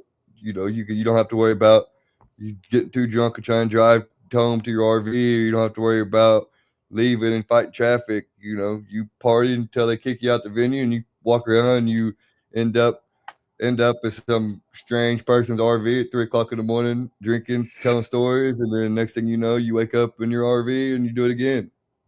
Hmm. It's a blast. I love it. I love just the whole atmosphere, the vibe, and then a lot of people have been going to Rocklahoma forever. That's the reason why we keep going. It's not necessarily me and my dad get our tickets every year before the lineups even announced. We renew our tickets, so it doesn't matter who's playing. We're gonna go. Hmm. No matter what. So it's Absolutely. fun. It's a Um, fun time. that's typically how I am. So campground band or campground stages. There's actually two of them popping up this year. One of them is at Rocklahoma's Big O Bus.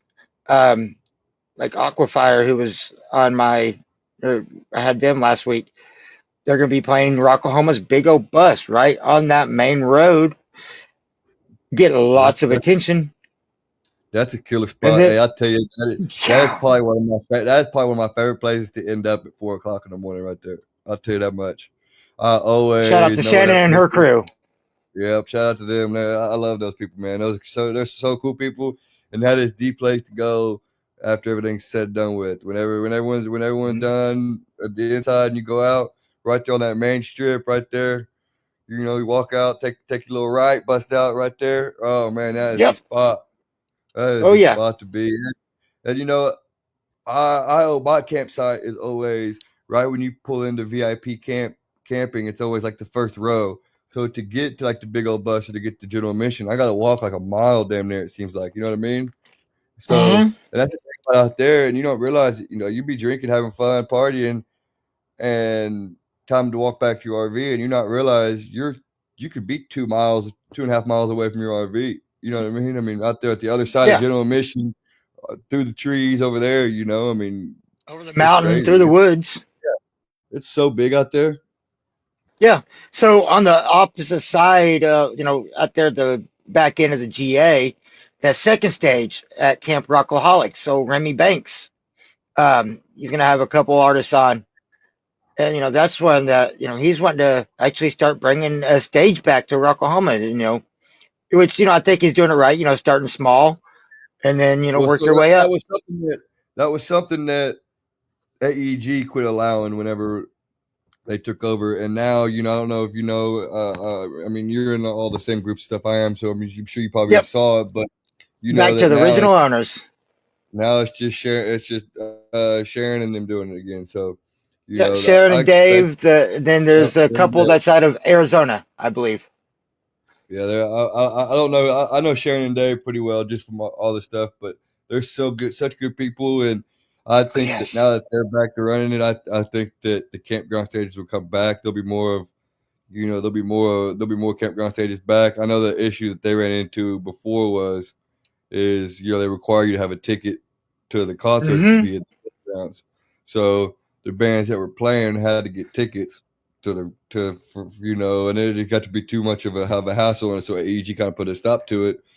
And then last year with it being Danny Weimer and them, and then this year it being back to just Rocklahoma, I think the campground stages are coming back.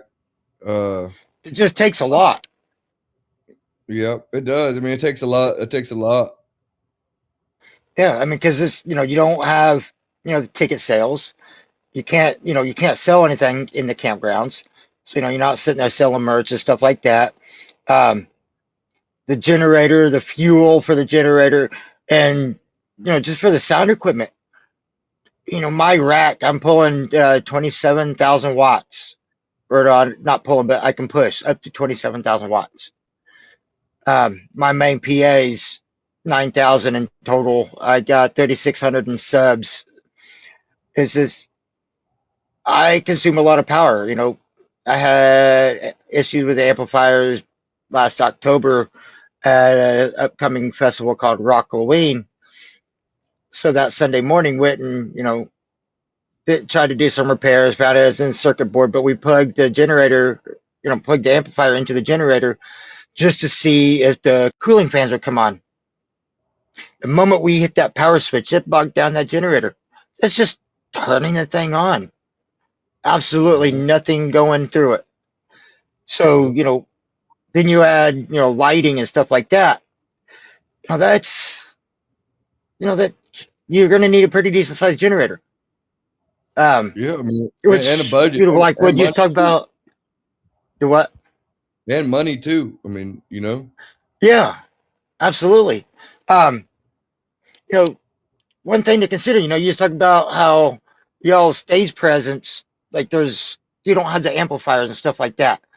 You're Mhm. running the Helix and those other, awesome technology that you don't have the amplifiers. It basically plugs damn near straight into the sound equipment.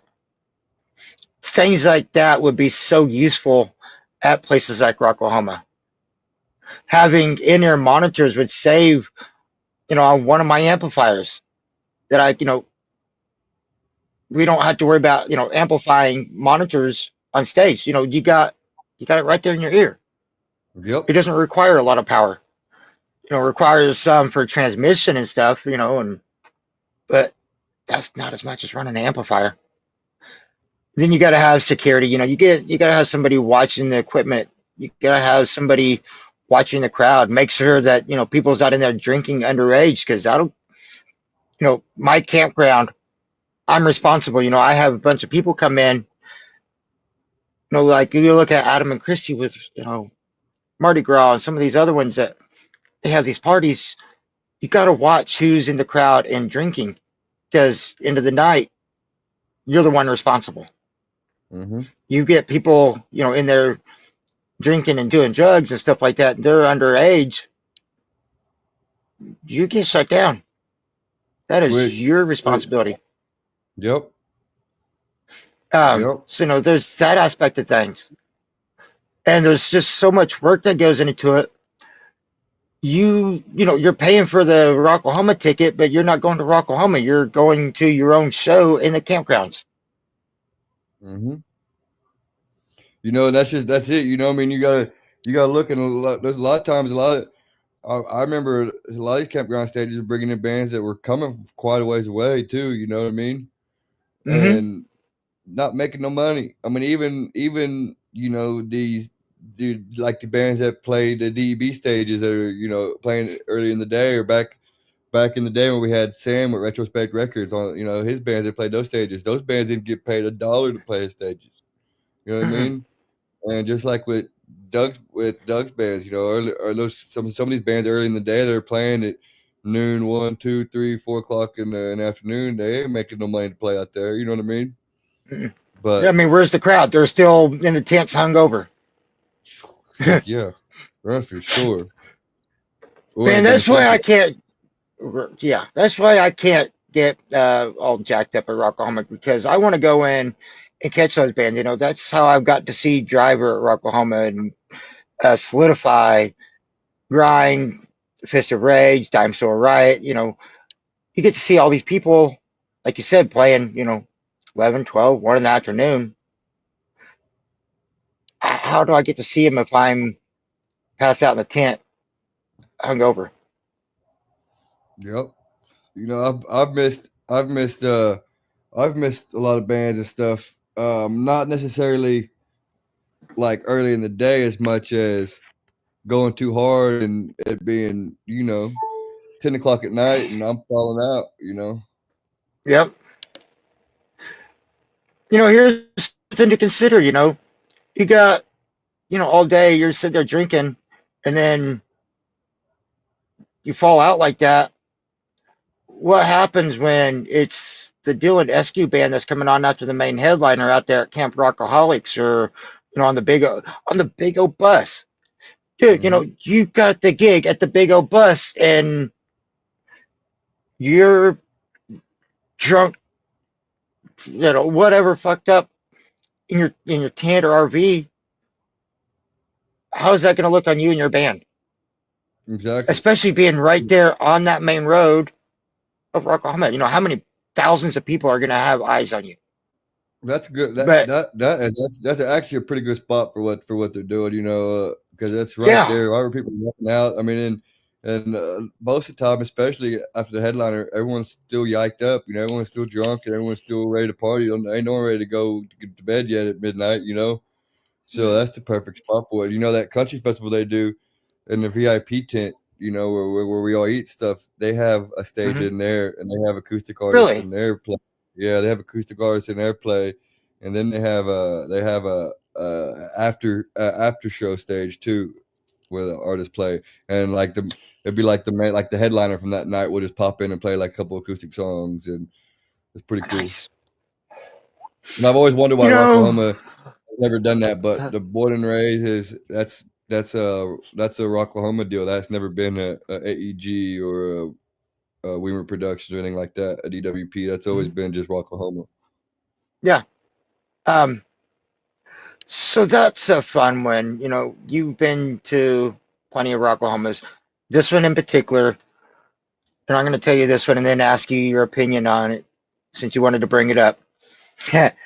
um, 2014, Twisted Sister. Oh, I Dee love Twisted Snyder's Sister. up there. Yeah, Dee Snyder's up there, and the band walks off stage. The stagehand brings out an acoustic guitar and a bar stool.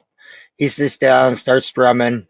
Man, we see all these bands starting to do acoustic sets in the middle of their, rock sets and stuff, and we figured, what the hell, we'll hop on board. He's just sitting there strumming and talking to us, and all of a sudden he gets up. But you know what?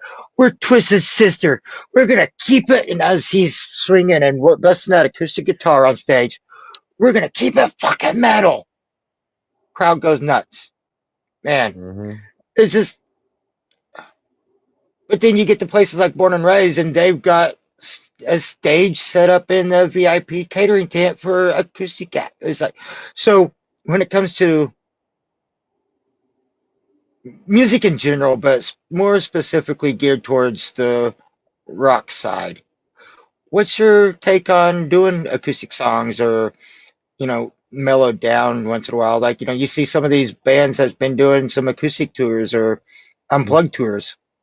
I hate What's them. your thoughts on doing that? You, I hate you, them. nah. I hate them. I hate them. But I couldn't. I see there was a band. Someone just came here to do the acoustic tour in Tulsa. The big band. I forget who, but I don't. Man, I just. Man, it's hard for me to get into that stuff, man. Especially with it being rock and roll. I'm a big on energy and music, and I don't. I just. I don't like that. I don't. I won't. It could be one of my favorite bands. It could be Hailstorm playing an acoustic show, and I probably would pass on going to see that. How about in the middle of the set? Okay, not necessarily acoustic, but let's go this one. Because we brought this one up. We both agree.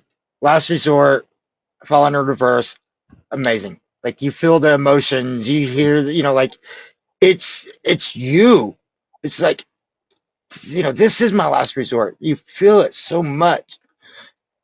You know, okay, I speak for myself being in that position where like it's been my last resort. Hmm. Now you got Fallen in Reverse live, just hammering through, just freaking powerhouse, and then all of a sudden, last resort.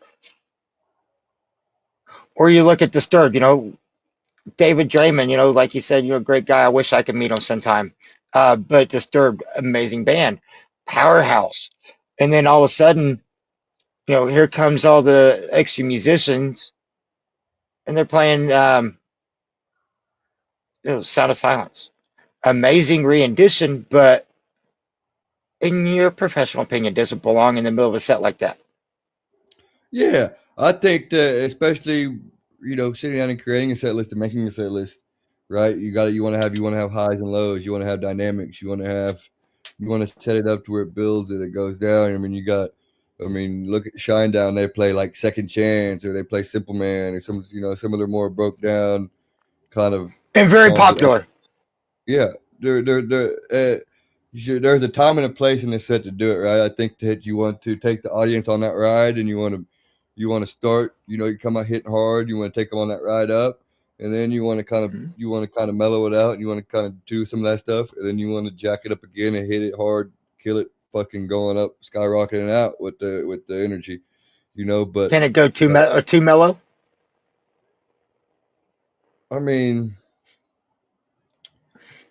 It depends on the actor. I mean, if I'm going to see a metal act, I don't want them to obviously do that, right? But if I'm going to see, Theory of a Dead Man, eh, if it's one song and it's the super super super mellow, it's cool. But once I get lost in this. I get lost if when bands want to come out and do three or four or five slow songs or broke down acoustic songs in the middle of their set. It loses. You got about one or two and then after that, I kind of lose attention. Now, and I think that building a set list, one or two, you got to have that it's got to come up and it's got to kind of break off for a minute. And I think you throw one or two mellow songs in there, and you know, really, I really don't think there is such thing as too mellow. I mean, unless we're singing lullabies and shit. But I Going mean, I from think Cannibal Corpse to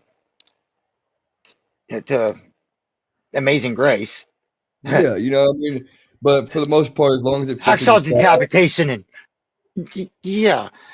I mean, if they were going to do Amazing Grace, they'd have to do it, I Come Blood style. Yeah, It's like, yeah. man, that'd be interesting.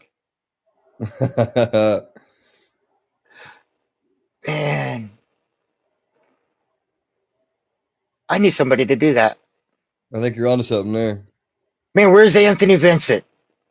Exactly. I know that guy could do it. Amazing Grace in the style. of Cannibal Corpse. That's funny. That'd be good though, really. I'm gonna have to figure out how to tag him on YouTube after I do this. Yeah, Ah, man. that'd be dope. Anthony, if you're watching this later, please.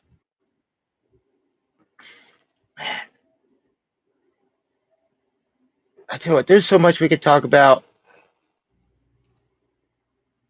I'm just gonna say this: the floor is yours. Man, I just Put you at on the the end of spot. the Let's day, go. you put me on the spot, baby. Let's do it. I like it. No, I mean, the music is the best drug in the world, right?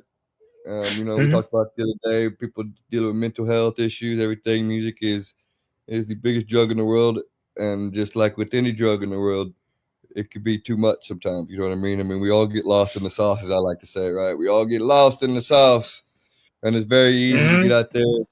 It's very easy to get out there, get on the road, and I mean, and start thinking you're the shit, and really you ain't the shit. You know what I mean? And there's plenty of times where we played Oakley, Kansas. I remember playing Oakley, Kansas. One, Hmm. I hate playing Kansas in general because we play one night. I played Oakley, Kansas, and we get done, go back to the hotel, and the owner of the hotel let us go hang out at the pool. And this was the night I really actually wasn't even drinking. Really, I was just sitting there chilling. And next thing I know, we all getting a big brawl at the pool with her Hmm. husband and some of his friends. Get a big brawl at the pool and go back to the hotel room, and then the police pull up and tell us either we can go to jail or we can get on out of town, bud. I said, I'll tell you what, I think I'm gonna get on out of town. And then Hmm. You then I sober have up a lot real of quick. sober up real quick. Just like I was playing a show in Kansas, across the border. When I say across the border in Kansas, I couldn't have even been like I probably was only like 5-10 miles across the border. I was just barely across the border, and we were playing Boy from Oklahoma, and I fucking lit a joint up on stage because I'm coming from Oklahoma where weed's legal, and I was drunk and I forgot that was in Kansas. Man, No. them police pulled me off the stage in the middle of playing the song so quick it wasn't even funny. Hmm. Oh, all bad. So, I mean, that's why You you know, hear some of these comedians that, like Matt Rife. You see him up on stage and he'll be talking about weed, and somebody will offer him a joint, or like he wants his vape pen, but he's like, "Man, is it legal here? No." Eyeball security. Are you guys gonna come stop me? The hmm security's like, "No, man, you're good." Um, if you're gonna be touring, you gotta watch those laws. Kansas, yeah, they're strict on it. you But, got to there's know other what states that's still strict. Texas. there's real. I'm real big on.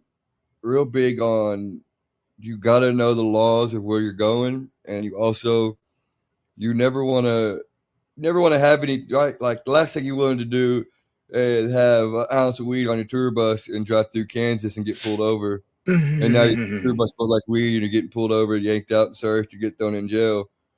So I'm always real big on, and even when I was in the height of because I've for the longest time, from the time I was 15 until I was 24, 25, I I was on the road and I partied hard, and I lived that rock star life. I did everything you could imagine, but I was smart about it, right? I mean, I'd wait till we get to where we were going, and then walk around and start networking people and talking to people, and then hey, where's the acid at? Where's the mushrooms at? Where's the powder at? Where's the weed at? But then find it that way versus traveling and taking it with people. I mean, one night we were playing. It was crazy because I actually saw my next door neighbor. So I was in like Nebraska, like almost like at the top of Nebraska. My next door neighbor's a truck driver, Hmm. and after the show, we're playing the show at a rodeo, and someone said something about mushrooms, and I said in my microphone to the crowd, I said, "Hey, if anyone's got any mushrooms, feel free to meet me over at the merch tent after this." Well, we get done and go to the merch tent, and someone goes, "I know you said you wanted mushrooms. We don't got no mushrooms, but I got some acid." And I was like, "Yeah." And so they gave everyone in the band a little hit of acid, and my bass player didn't want to do his, so I took his and mine and put them both on my tongue. When I did that, they go, "Oh yeah, each of those is a double hit." So I was on 4 hits of acid after the show, Oh, and then leave the show and go to the gas station. And my next door neighbor, who's a truck driver, is in the gas station in like Nebraska. damn. Oh man, It's a tripping small out. world. That's a small world, man. But and nowadays I couldn't, even if I did do drugs nowadays, I couldn't do it like that on the road because of all the, back then you could do cocaine and you're doing cocaine.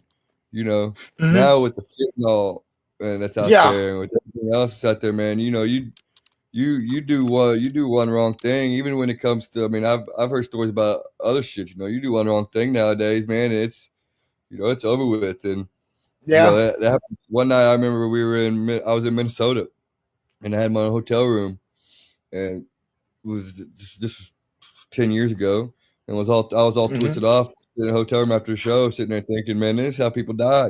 People die in hotel rooms. These musicians die in hotel rooms, twisted off. And Yeah. and that's why I'm real big on.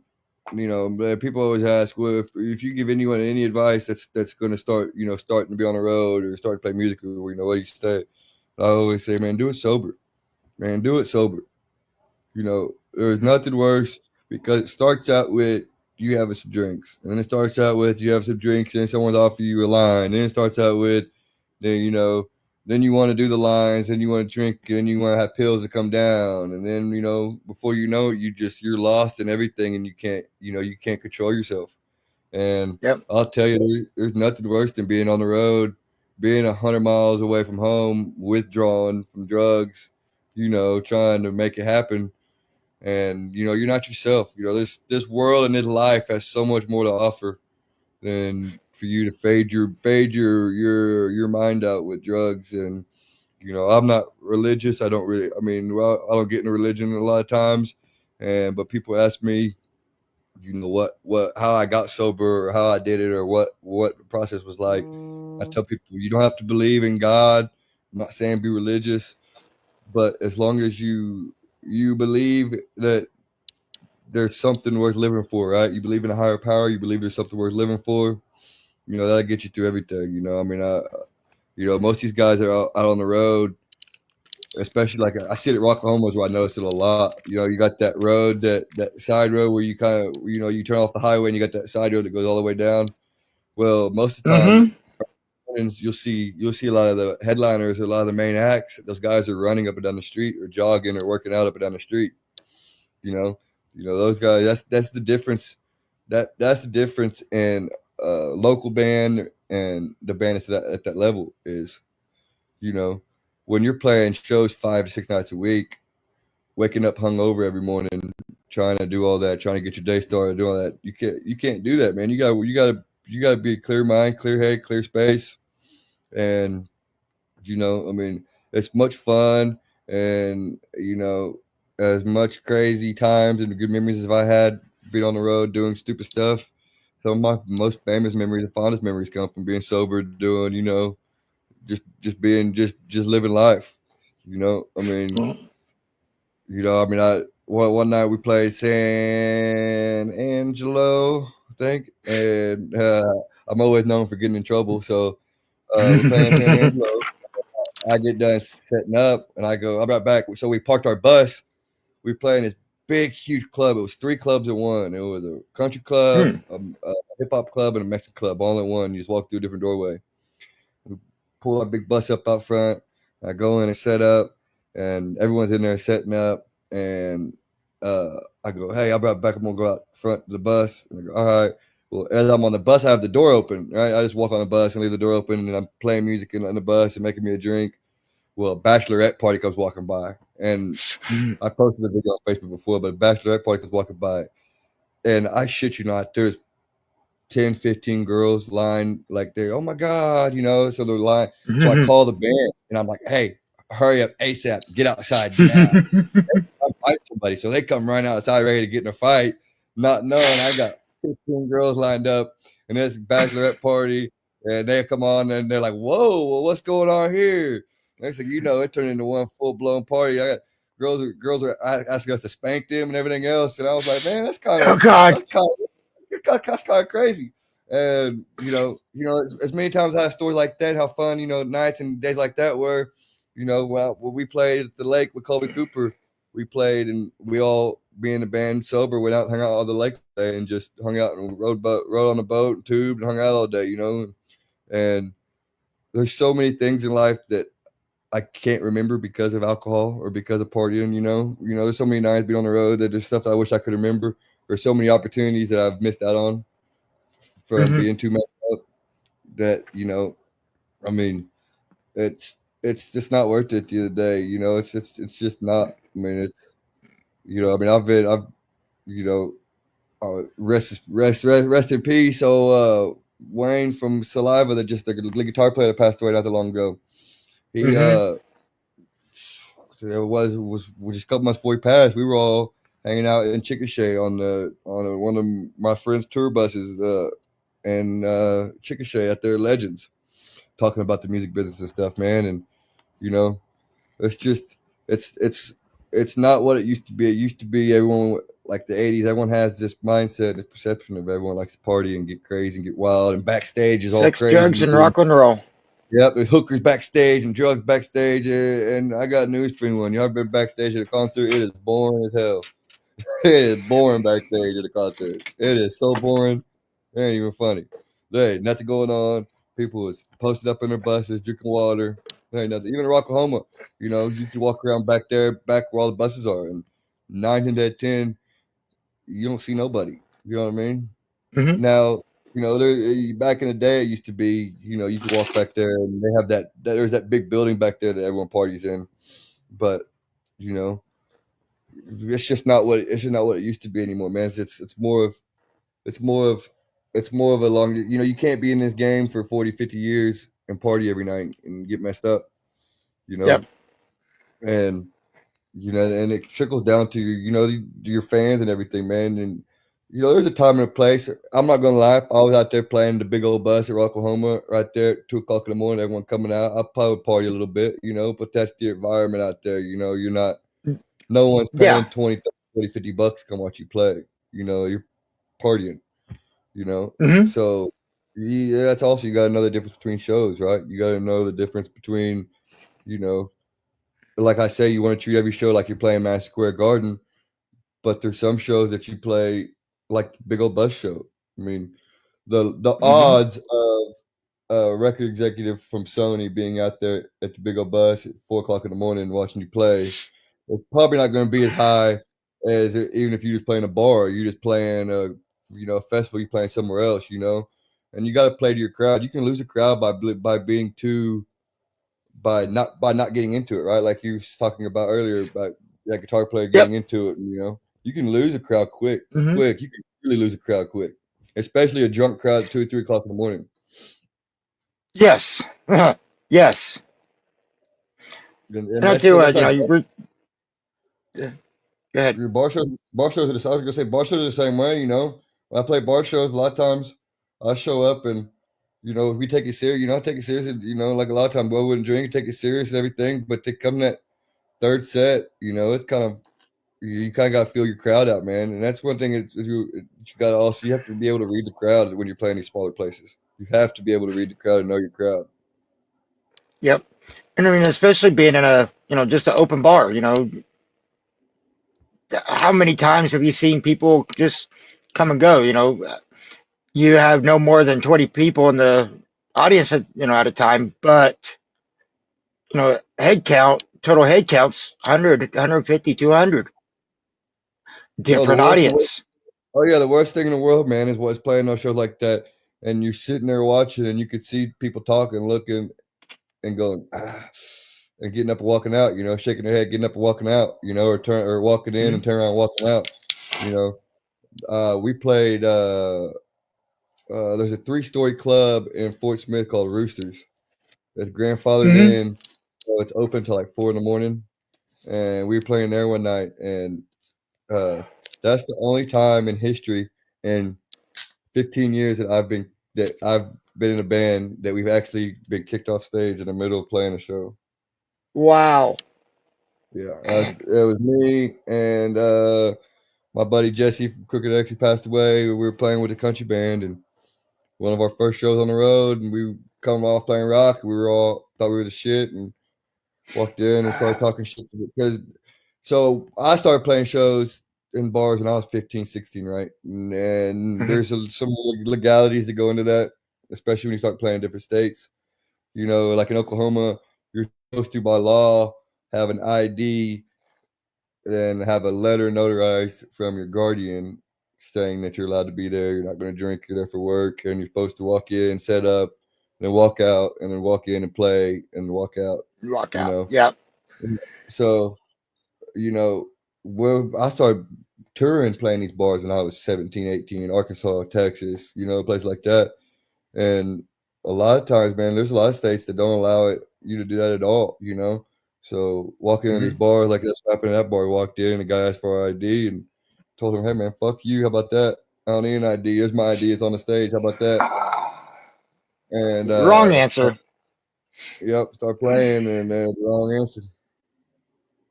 Come on, buddy. Hmm. You come on, bud. Then all of a Yeah. sudden you got no drummer. But when you're booking that tour, you got to know what's going on. You got to know, and You got to that's, know that's, who, like even going across borders. You going to Canada. You got to have all the passports in order. If you've had any kind of charges, you've got to have documentation, and you got to have all that. And if you're going to be booking those shows, you got to know your crew. yep. And there's a lot of logistics that go into booking shows, right? I mean, it's not just about booking shows, right? You look at routes, you look at the time, the seasons, the time of the year, where you're going, Availability. availability, also Hmm. what's going on in the area around that time. I mean, there's a lot of things that like the last thing you want to do is go tour Minnesota in December and January. You know what I mean? In North Dakota in December Yeah. and January. That's the last thing you want to do. And then you don't want to book a show on the Hmm. lake in December or January. You want to book your lake. You got to make sure that you book according to what you're doing. And there's Yep. so much that goes into all that, goes behind that people think it's as easy as just emailing or making phone calls and booking a show and trying to get five guys on the same page. I mean, the band I'm in now, with before we even talk about we were talking about this the other day. Before we even talk about gas or diesel fuel and bus, before we even talk about bus rental and fuel and everything, just to get Hmm. everyone in the same place, like to even start to think about getting a show. I mean, our overhead is like 3 grand just to get everyone to get to where we need to be at. You know what I mean? By the time you fly everyone in, and by the time you know you spend money and get everyone to where they need to be at, and then you got fuel and you got your bus rental and you got your crew. I mean, it's 5 grand for us to get to a show. You know what I mean? Yeah, and So that's as a smaller band. Imagine the big ones. You look at Taylor Swift or oh, Trans-Siberian that's got Orchestra, and like they got semi trucks and semi trailers and five yeah, buses. multiple. It's insane. That's a lot of money. That's a lot of booking, and you got to make sure that you have a bus rental company that has enough buses. You know, what's the best pricing? What's the rules and stuff like that? Another one that people don't think of are the riders. What That's a big does the people don't band think. need from each specific venue? You What know, and and people forget that goes into that your rider is part of a budget, right? Like when if I tell someone that it costs 8 grand to book my band, it's 8 grand plus whatever's in my rider. I mean that they Hmm. know. I mean, I have hotel rooms. We all have to have hotel rooms. We all have to have. You got catering. You've got your rider with what drinks and stuff you want in it, what food you want, what you need. You have a room for everybody in the band. Plus, your bus driver got to have somewhere to sleep. There's a lot of Hmm. stuff that goes into it, man. I mean, that's it's so much easier just to I've been in bands that we were big, played giant shows, but the shows were close enough that we just all hopped in a pickup truck and ran a U-Haul trailer and said, "Man, forget." Because one of my friends, there's a band out of Oklahoma City that used to be pretty big. They used to be a band. I don't think they're a band anymore, but it's a band called Siva Addiction. They're from Hmm. Oklahoma City area. Well, their drummer owns a tour bus rental company. That's who I use all the time. So he's Okay. got like 4 or 5 big Prevo tour buses, and Nice. um, yeah. So one thing that's one thing he tells me all the time. Is I think his is like I think it breaks down to realistically it breaks down to close to around $2,000 a day to rent one of those buses before you talk about fuel. You know what I mean? Hmm. But if you can save money, because people don't understand, even though you got a bus, you still got to shower, you still got to get hotels. I mean, you still Yep. gotta, you know, Septic and clean out. yep, yep. Hey, Yeah. you don't no shitting on the bus, baby. Ain't no shitting on the That's what bus. I've heard. That's what I've No heard. shitting on the bus. But Yep. and then not only you got that, I'll tell you, if you ain't ever been in a shower at a Love's gas station truck stop, those are the nicest showers in the world. Oh That's why you man, go to especially if Pilot you're and Flying J. uh so pilots, I used to be a truck pilots. driver. Oh yeah, pilots. Yeah, Yeah, so and I'm. you- Yeah. you're familiar with them. Then people ask me all the time about. They're like, man, you shower at a truck stop. I'm like, man, don't get it twisted. Them are some nice showers, Hmm. especially now. A lot more, Nowadays, they're real nice. a lot more spacious than what you have in a tour bus, huh? Oh man, I'm I'm tall enough that in a tour bus, it's hard for me to sleep anyway. Because I'm so tall that I can't stretch out in the bunks, and then also being on the road so much, you get to where you can't sleep unless you're riding down the road, right? Unless you're moving. Hmm. So coming home from a tour, being on the road 4, 5, 6, 7, 8 months, coming home trying to sleep in your bed after you've been sleeping on a moving bus for the past 6 months, be kind of hard. Yep. Oh, yeah. I mean, as a truck driver, you get used to sleeping in a vehicle that's idling, and you got the Hmm. engine noise, you got the vibrations, and I've heard stories of truckers going home and sleeping on top of the washer machine and dryer. Throw a mattress up there, turn them on, and go to bed. That's wild. Yeah. That's wild. But like you said, get accustomed to sleeping while the bus is moving. Yep. And then being a musician, man. There's been times where you know how it is, man. I've slept on people's floors. I've slept Hmm. on, I've slept in people's houses that they weren't using no more. You know, I'm a firm believer. Even now, before I get a hotel room, I will call my friend or call someone that lives in that area and stay there before I go get a hotel. You know, and you meet a lot of cool people. I've met Yeah, you do. so many people that I woke up with some good home cooked meals, some good Hmm. breakfast in the morning. I'm a sucker for good food. I don't care. That's how you get me. Say you cooking me some dinner, I'll be over there in a heartbeat. You know what I'm saying? Good breakfast. You know, and I can make some good breakfast or dinner. So let's go. hey, some good breakfast for dinner. I like that. But So yeah, come play a show in Ponca City, and I got you. Let's go. I think where's Park? Is that by Oklahoma City? No, that's just a little south of Kansas. So Oh, I'm okay. on I-35, mile marker 214. Is it by Enid? The semi truck that's on its nose, the cab over truck at Wilkins, Oh Oklahoma yeah. Truck Supply. There's a Lowe's right there. That's where I'm at. Okay. I don't think I've ever been up Yeah. that way. I mean, I'm sure you've been by it, plenty of times on I-35 if you're going Oh like yeah. between Oklahoma City and Wichita. Yeah. So, Up so there in yeah, Enid, I come used to up be and there. play Ponca I used to City. play. What's up there in Ponca City? Ain't riding highs in Ponca City. Matter of fact, ain't that Yes, up yes, there? they are. Yes, Yep. used to be the Rocking Horse, riding high now. Yep. Trisha, I know I've her got over to there. talk to that venue owner. They're pretty cool. Yeah, it's Um, cool. People are just. It goes back to like when the guy asked the other day about a booking agent and stuff. Man, it goes back to when you a lot of places like that, man. That you book yourself. That you get their category, man, where the band it requires more money than what some of these places can pay, right? So mhm.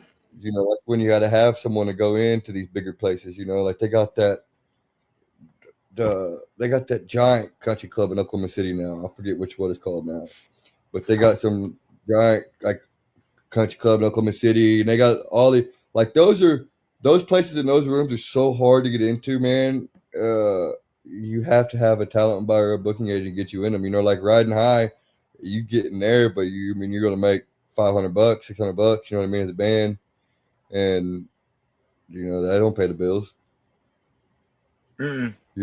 And so it just comes in that. But then you also got like I told my guys, I was like, look, I know we got this big overhead, but we gotta start taking some shows. I said I'm about to start booking some shows. I said even if they're not a $5,000 show, I may book $1,000, $2,000 show, but book a couple shows leading up to it and after it to make money and sell merch, just to be able to get Mm-hmm. to get somewhere because you get caught up on the money aspect of it and not be able to play any shows. Yep. Don't play for free, but Never take a play little for less free, money. but yeah, never play for free, but make it work. I mean, if you can make it work, you can make it work. I mean, I don't ever. Most time, everyone always wants to take a 10% booking fee, or I don't ever take no booking fee or anything I book. I don't ever take any. I get paid the same amount everyone else gets paid. A lot of times I get. Sometimes I even get paid less. I'm the first person to take pay cut. I don't care. I really don't Mm-hmm. care. As long as I get food, I play a show, and I have a good time, and 9 times out of 10, I end up meeting females and meeting people and doing what I do, and I end up having a good time. So, Absolutely. yep. So there's something I was thinking about earlier, and then there's something else I typed up that I want to ask you. But back to being prepared and knowing what you're doing, uh, knowing what you have for your shows and stuff. Back to that writer, and it's because it's not just for the band.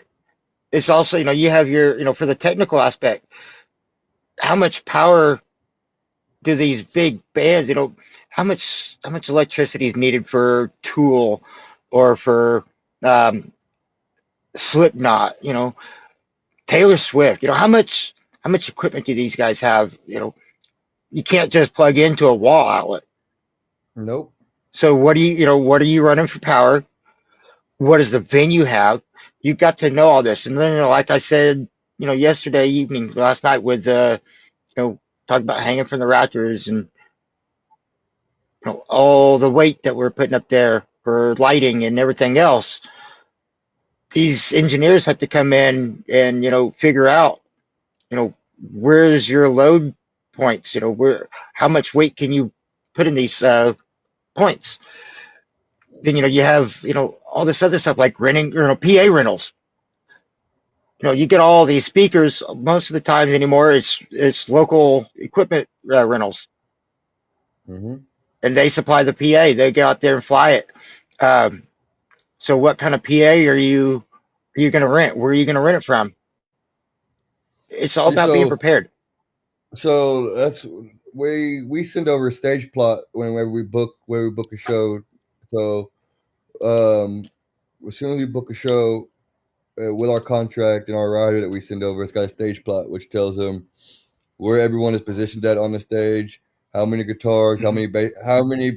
how many guitars, electric, how many acoustic, how many vocals, where the bass is, where the guitar player is, where the singer's going to be, how many drums I have, how many mics everyone needs, all the technical Mm-hmm. aspects of it, what what what drum riser we require, what PA we require. I mean, it has a full list of specs. So, I mean, they get that when we first book the show, so that way they have plenty of time to make sure that everything's correct and make sure that everything is what it is. And the Yep. hard part is when you book some of these shows. There's a lot of times you book shows and you can't go check out the venue before you book it, or you can't go check the place out, and you send over your stuff and everything's good, and you get there and you realize it ain't good. You know what I mean? Mm-hmm. Yep. Um, so that means that you have to have the conversation with the venue. Like, hey, is this rider going to work? Is this stage setup going to work? Are we going to be able to do this? Are we going to be able to do that? Um, so these things aren't, 2 or 3 months in advance. These things are year and a half, in advance. You know, Yep. the venue rental, is the BOK open? Is the Interest Bank Arena or whatever? Is that venue open for you? Um, is your equipment able to be rented, or is it being, flown over here and over there, whatever? You got to be able to Yeah. pick those dates. You know, you see them hopscotch a lot of times on these big tours. You got to look at the big picture. You can't just look at the one tour and be like, well, why are they playing, you know, over here in Denver, going right through Oklahoma, missing Oklahoma City, and playing down in Austin? You know, there's a reason. What's the Yeah. reason? Look at the big picture. There's something else going on. You can't get the PA, or you can't get the venue. Something. So Yep. you have to be able to sit there and figure all that out. So when you're booking this stuff, from the back end, it's a lot of work. It's a lot of preparation. Yeah. One of my favorite things is playing. When we play, when we did the whole rodeo tour and shit, and Mm-hmm. and fair tour. Man, we did that whole tour, and that was probably 3 or 4 months from April or May, all the way to September, October, November, and then there. And if you had 5 shows booked a week, you guarantee about two of them are going to be rained out, and you still Mm-hmm. got paid for them.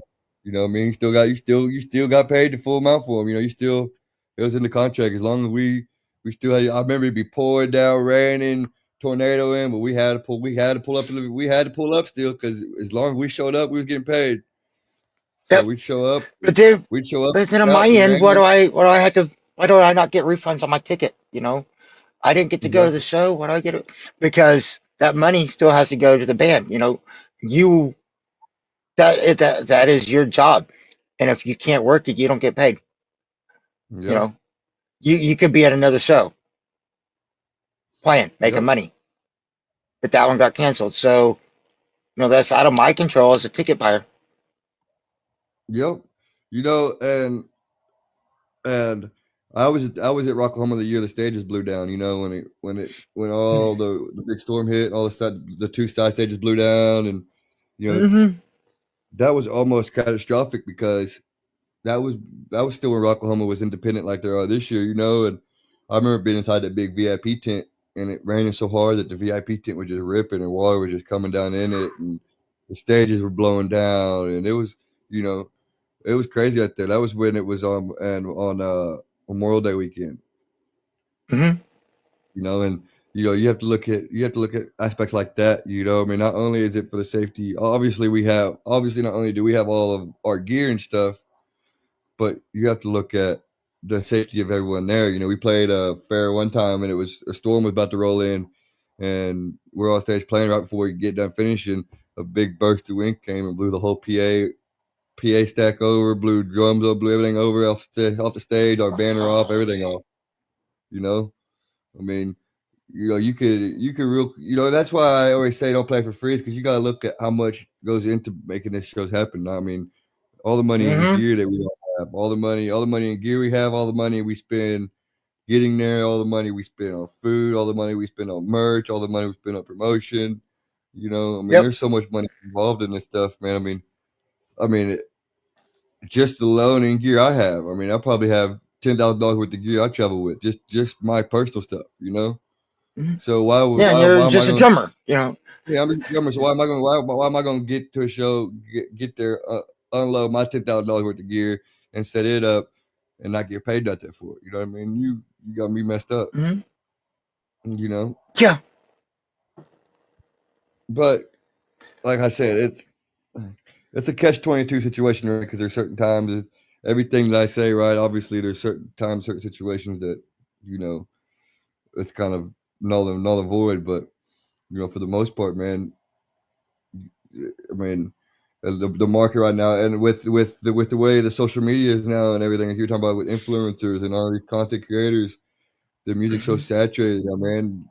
Bands, and it's been like this forever. Bands don't make money off recordings and off streaming, and bands don't make no money off any of that stuff. Mm-mm. Especially how record contracts work. Right, record contract works. You sign a record contract, and okay, well, all these tours and stuff you're going on, right? There's they advance you the money for it. Well, you have to pay that money. I Hmm. mean, that's an advance. You have to pay that money back. Yeah. You know, Yep. and that comes off your streaming, and that comes off, and then in your deal, maybe it's a 80-20 deal, which is being generous, which means you get 20% and they get 80%. You Hmm. know, At least they're getting and that's something out of it, hopefully. yeah, yeah, that's a generous deal. Now a lot of these deals are 90-10s. Where the artist is only getting 10% out of it. You know what I mean? And who owns the And music?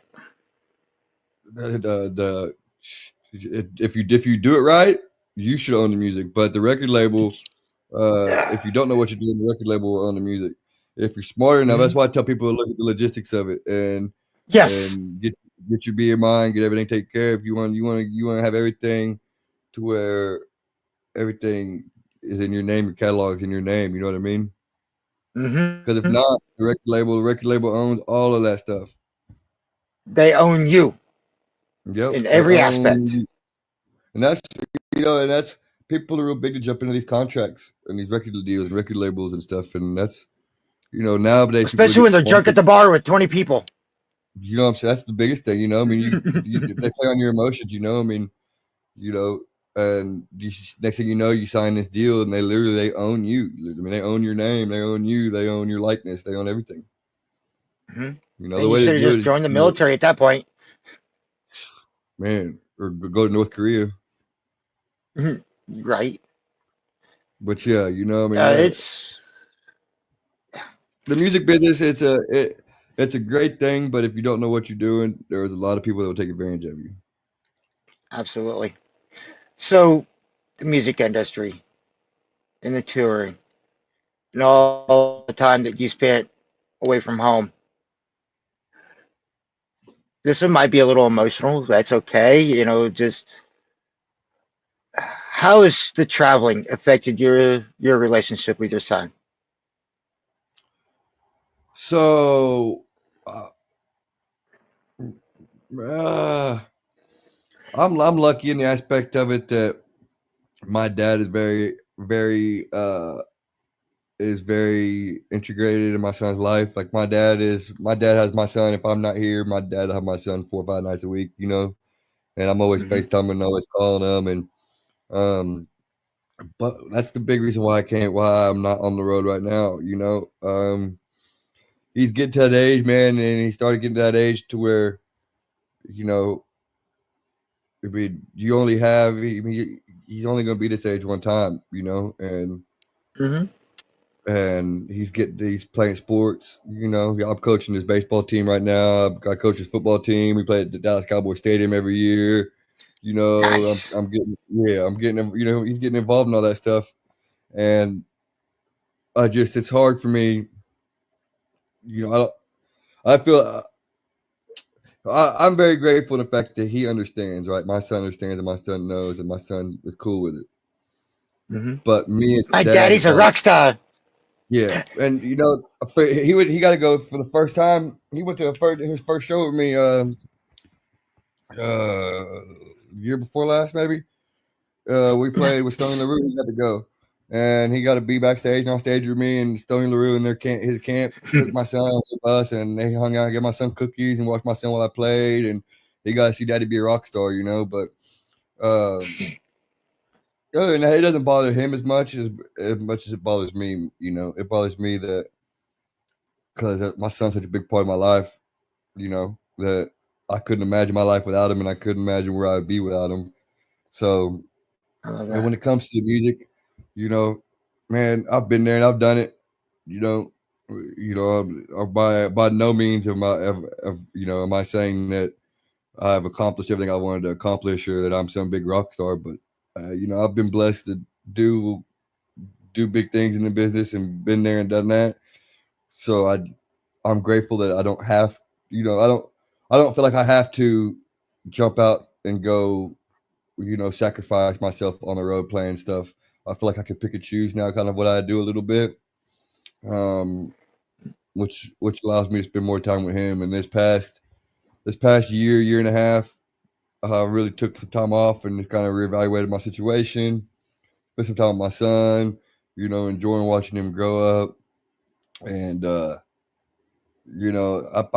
realistically probably like I was talking yesterday about, probably after I heal up from this damn wreck, hopefully by the end of this year I'm back doing it again, kind of what I want to be doing. But even then, even on being on the road, I still made sure that, on off days, I was real big on off days flying home, right? Like, I'm not, even if it's just one day off and our off days in New York, I'm finding time to fly home. Um, Hmm. I'm real big on flying in and out places. Like, uh, I got spoiled at that one time, and ever since then, I just forget the bus and forget all that. I'll fly and meet y'all where y'all are going. How about that? You know what I mean? So, So more being prepared. yeah, it's all about being prepared. And I have my son. Let's see, I have my son when I was 23, 24, 23, 24. So I had Hmm. been touring for A minute. 7, 8 years, 7, 8 years before that. You know what I mean? Hmm. Like, I've been on the road for 7, 8. So I had done a whole bunch of stuff, been on the road and done all that, before I had my son. And it was kind of a different situation on how he kind of came about, but very grateful that I have my little man. And shout out to all my other kids out there that I don't know how many I got, but I did see that video on Snapchat yesterday morning that you was talking about with the tour bus. oh yeah, Yeah. yeah. So that that clicked when you tell us about that. So career day at school, I bet, is an absolute blast for your son when you get to show up. My daddy's a drummer for bands. He gets to tour. Well, I tell you, the thing that sucks the most about the whole situation is right. People are very judgmental. You know that, right? People are extremely Mm-hmm. judgmental. They're fucking assholes.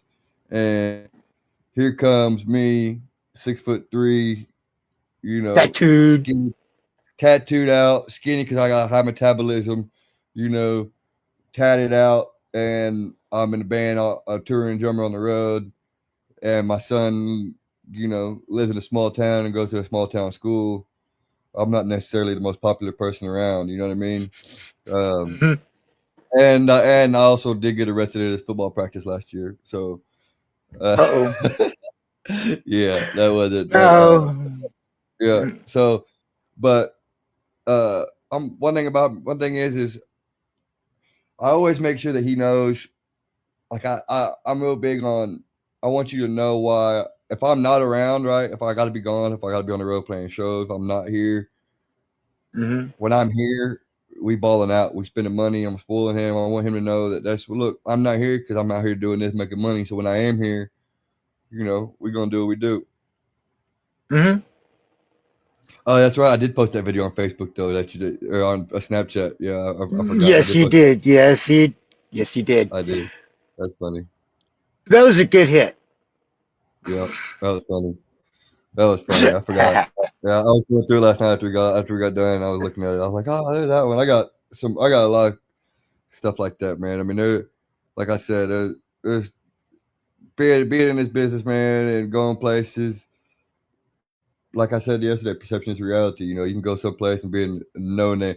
I've got so twisted off drunk at the airport at 9 o'clock in the morning on an off day on the way home, just because I'm traveling and I got my stick bag with me, and you get to talking to people, and people find out you're in a band, and hell, they don't know my band from Adam, but next thing I know, it's 9 o'clock in the morning and we're drinking Bloody Marys, like, partying and having a good time. It's just perception is reality, especially going to these smaller towns, playing these smaller towns, man. They ain't never, these small towns, they ain't never had no live music come in there. If they have, it's once every now and then, you know what I mean? So, Mm-hmm. you show up, and even though you may show up in a Ford Escape with a trailer and, scrounging to get food and ain't got no money, these people look at you like you hung the moon, I mean, Hmm. They think you're the Who. They think you're Aerosmith. You know, I mean, they don't know no better. Yeah. And I it's mean, just it's, it's you're showing up to their fun. town and you're gonna play and bring them entertainment. In more ways than one. Yeah. Oh, so okay. When it comes to, I'm going to do this in a technical aspect. Things like recording studios, venues, and stuff like that. Um, what do you look for when it comes to sound equipment and acoustics and stuff like that? Like, does that matter to you, or like? I mean, I always, of course, I'll always walk in. I always do the clap test, right? I always walk in wherever I'm at and I clap. I walk around the room and Hmm. clap and kind of hear where stuff's coming from. But for the majority of it, man, uh, that's above my pay grade. You know what I mean? When it comes to stuff like that, I don't, Hmm. I don't get into all the aspects when it comes to stuff like that because a lot of time, there's someone whose job that kind of is to deal with that. But Hmm. once again, part of our stage plot, part of our writer is we do require certain microphones. I mean, we require. I mean, you were not just going to show up and you're going to have some off-brand Dollar General speakers and off-brand stuff. I mean, we require certain brands and certain stuff and certain equipment. Um, Hmm. and I That's your fucking sound. probably yeah, probably one of the worst places we play. I played a country bar, the country dance hall one time, saloon one time, and the whole inside of it was lined with uh, sheet metal all Oh, inside the whole. So everything just fucking echoed and bounced off the walls, yeah. and then sometimes when you're these bands and you're coming up and you're playing these smaller places, you have to bring your own sound system, which means either you have to Hmm. pay someone extra to run it, or you got to try to run sound while you're on stage, and that's hard. Yep. And I watched old Brax with Fist of Rage do that a couple years ago out at Rock the Equinox. He was But running sound he's a that night, and you what? he's a hell of a sound man. I love Brax. Oh yeah, yeah. He was running sound for that. It was Saturday, and Fist of Rage was playing that day. So what does he do? He's up there singing and got his tablet and making adjustments. Yep. And now, nowadays with the digital stuff, man, you can do that. That's the craziest thing about it now. You can pull out Yeah. your iPad and walk around the room and listen to every part of the room and adjust it every part of the room instead of having to walk back to your board and adjust it. Hmm. It helps. And that's a big thing. And there's it's so much stuff going on now when it comes to the music and when it comes to what's really being like we talked about yesterday, what's really being played, what's real out there and what's not real, what's being pumped Hmm. through and what's being actually played. Um, you know, and like I said with the stage volume that helps out quite a bit when you talk about rooms, because I mean it's the more that you control the sound and to being to where you can control it with the knobs and not have to worry about stage sound, the better your sound quality is going to be. Oh, it is. I mean, when You know. you've got stacks of guitar amps behind you, you're just sitting there pounding on it, and all I can get at front of house is guitar instead of the vocals. Hmm. You know, Stage volume. It is important. If It's a you're big back there deal. beating the drums so loud, I can't pick up the vocals or I can't get the guitar over you. Yep. Stage levels. Yep. Stage levels. There's times that you have to Big. play like you're in a library. Yeah. I hate that, but you do have to a lot of times. Especially playing Hmm. playing drums. You gotta be mindful of some of the stuff. Out here playing music and playing these drums. You gotta watch your rooms that you're in. I mean, not every place is designed to have a drum set just beating and rocking and everything. Nope. No, absolutely not. A naughty little, I tell you naughty what, I little. did one. That's what I cut my Yeah, collarbone I and did my see that. collarbone. Wow. Wow. You did the metal room. I did one as a wedding deal last October, not this past one, but 23, October 23, I believe. It was a wedding for a couple police officer buddies, and they did their ceremony out at this barn outside Ponca City at a place called Big V Ranch. It's a historic barn, and they used the upstairs. It's nice, it's really nice, but it's an old wooden barn. I tell you what, that was scary not knowing anything about the acoustics on that. I Man. did I did a lot of walkarounds, just checking those acoustics, what is it going to sound like, trying to get the bass just right, trying to get the highs and stuff just right. Where am I putting the speakers? How am I placing them?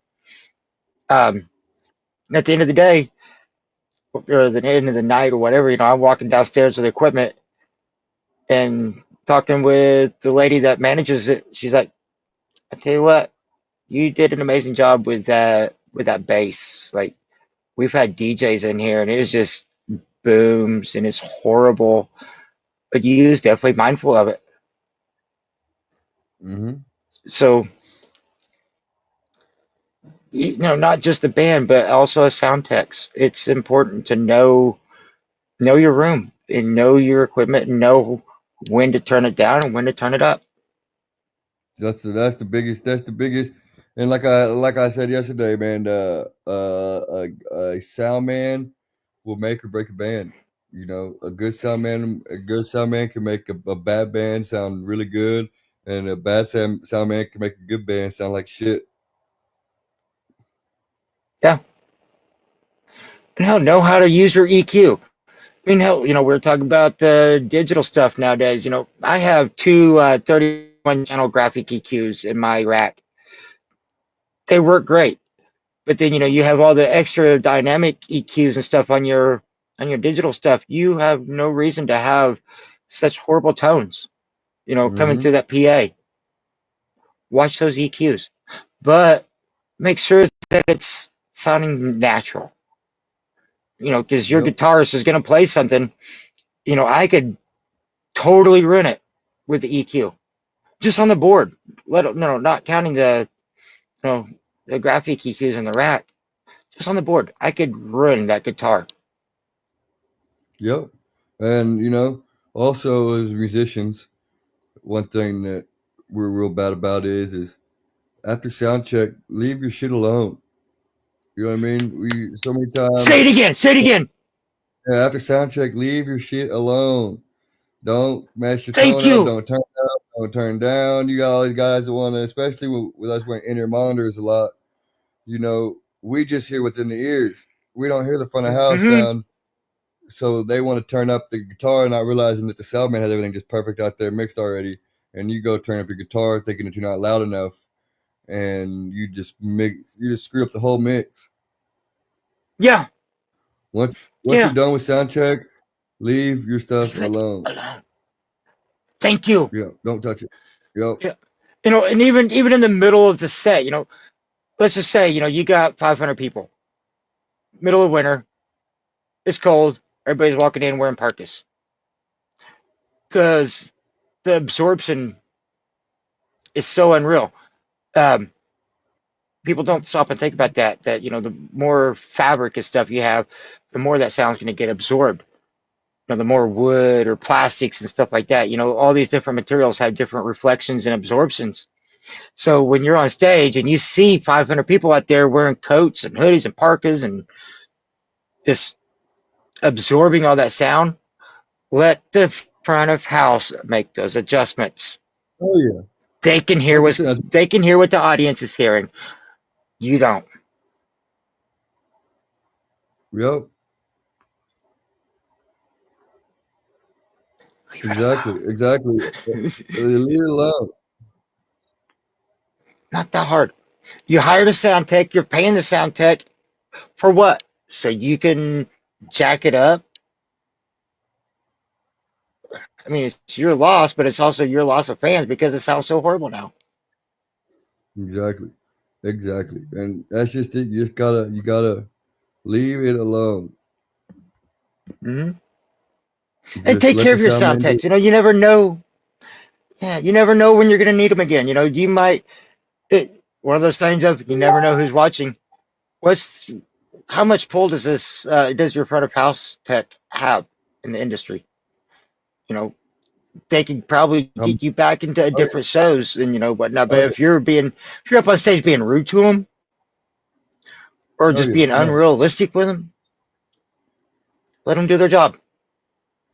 Yep. Exactly.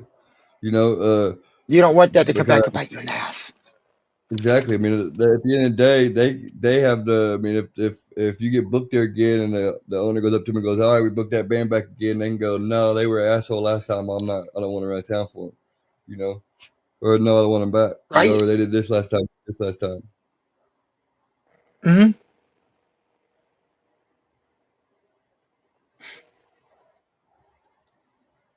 You're not wrong. I So have a you story know, I could that's. tell you, but it'd have to be off recording, off the books. All right. Simply because I don't like, no matter regardless of whose fault or whatever, one thing that we have to know in the industry, shit happens. Mm-hmm. It does. Mm-hmm. Equipment breaks, things fail, you know, shit happens. Yep. The best thing you do sometimes is just to let it happen and let it play out. Yep. That's how life is, though. Hmm. It is. Life happens. Yep. Then whoever this Murphy is, he can get rid of that law. I know. I hear that. Yeah. Man. La la la la la la la.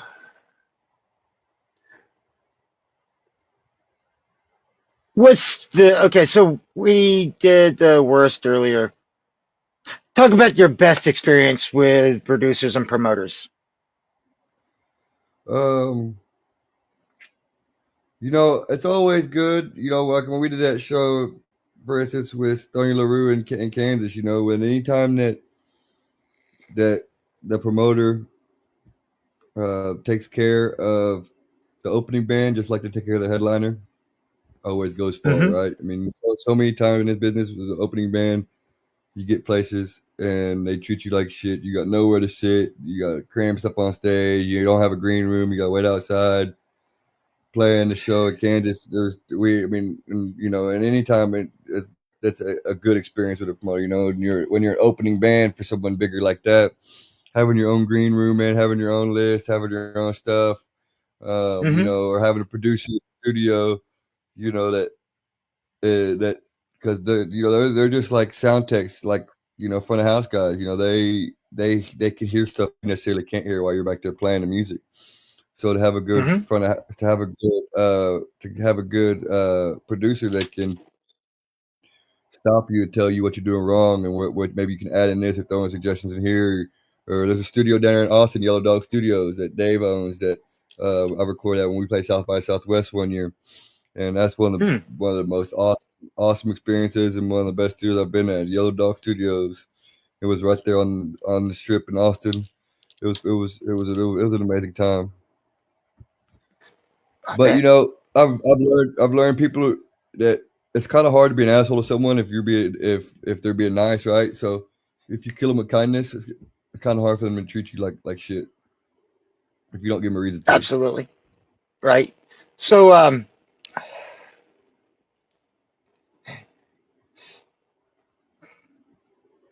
there's something I was gonna. Oh, criticism.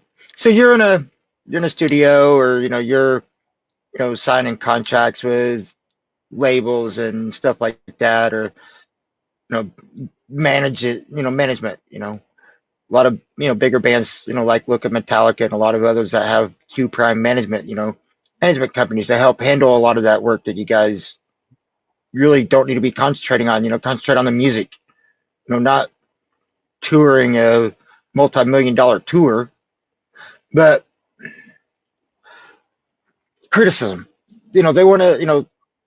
It's constructive. It's tips. They're not trying to change your music, not trying to change your style, but it's that constructive criticism. Um, how well do you take that, personal and as a Uh, drummer? I handle criticism very well because I spent most of my life not being able to handle it at all. So uh, the past probably past 8 years or so, I handle criticism very well. Uh, even if I think that it's not valid, you're not going to be able to tell that. I'm Mm-hmm. real big on, I know that I don't know everything, and I know that there's more to know, and I know people out there know more than I know. So I like, once you quit learning is the day that you're dead. You know what I mean? You're always learning, you're always figuring things out. So, Mm-hmm.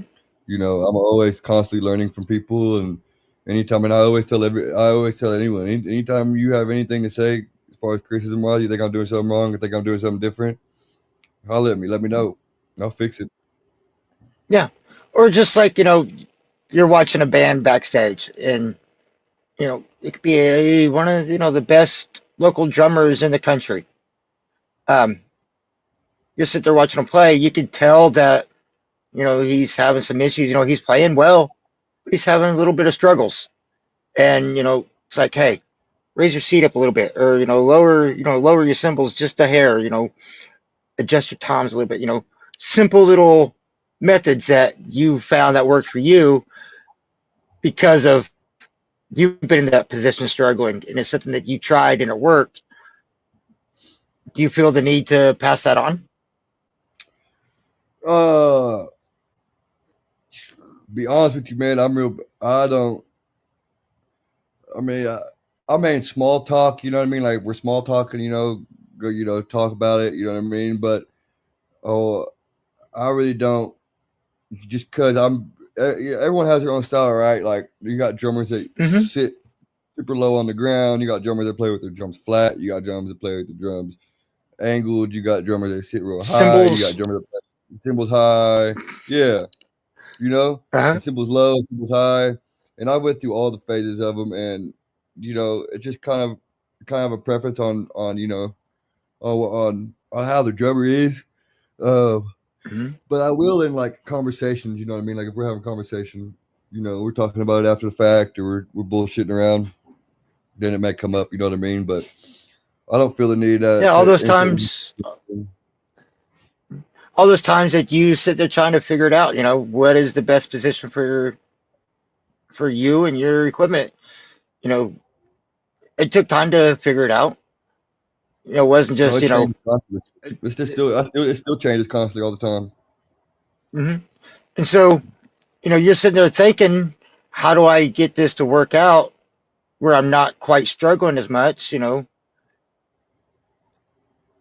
a personal level? I don't see a problem with, somebody be like, hey, you know, I could tell, just a suggestion, try it like this, see what happens. Yeah. Decent Uh, constructive criticism. It's just yeah. helping each other out. Oh yeah, you got to. You And, gotta have from each other's like a back. management perspective, you're sitting there watching somebody else manage their band and you can tell they're struggling a little bit. Share a little bit of that wisdom back and forth. Yep. You got to. It's a team Hmm. sport in this, right? You ain't never gonna make it by yourself. No, you're not. It is a team and it needs to be a family. It's okay to be one of those weird families that, okay, I'm not going to discuss my family. Never mind. But, yeah, it needs to be it needs to be a family. Yep.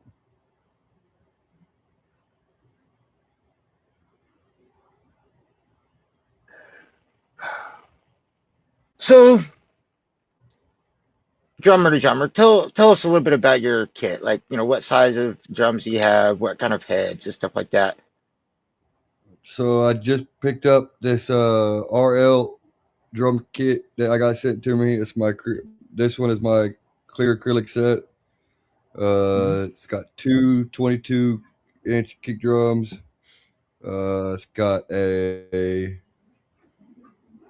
10, a 12 mounted, and a 14 and 16 floor tom. And then, of course, I have this custom made direct drive double bass pedal that they sent me that's red that I Hmm. use. So I don't play true double bass. I just play a double bass pedal. I have the other kick just for looks. Um, Right. and then I play all Evans heads pretty much all around. I got these Omate cymbals, which are made um, by the same people that make the drums. So I got those Okay. sent to me with all the hardware thing.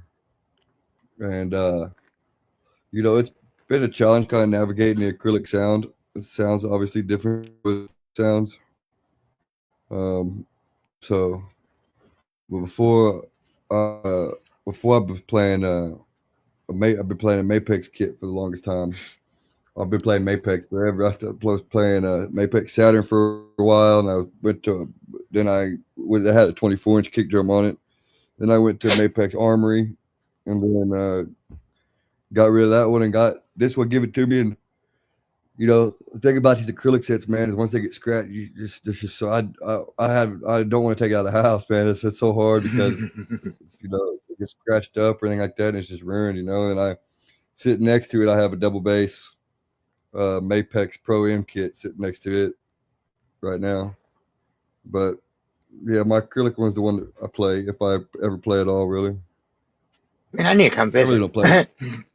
Yeah, I haven't played that much. I haven't played that much lately, but So what's your snare drum?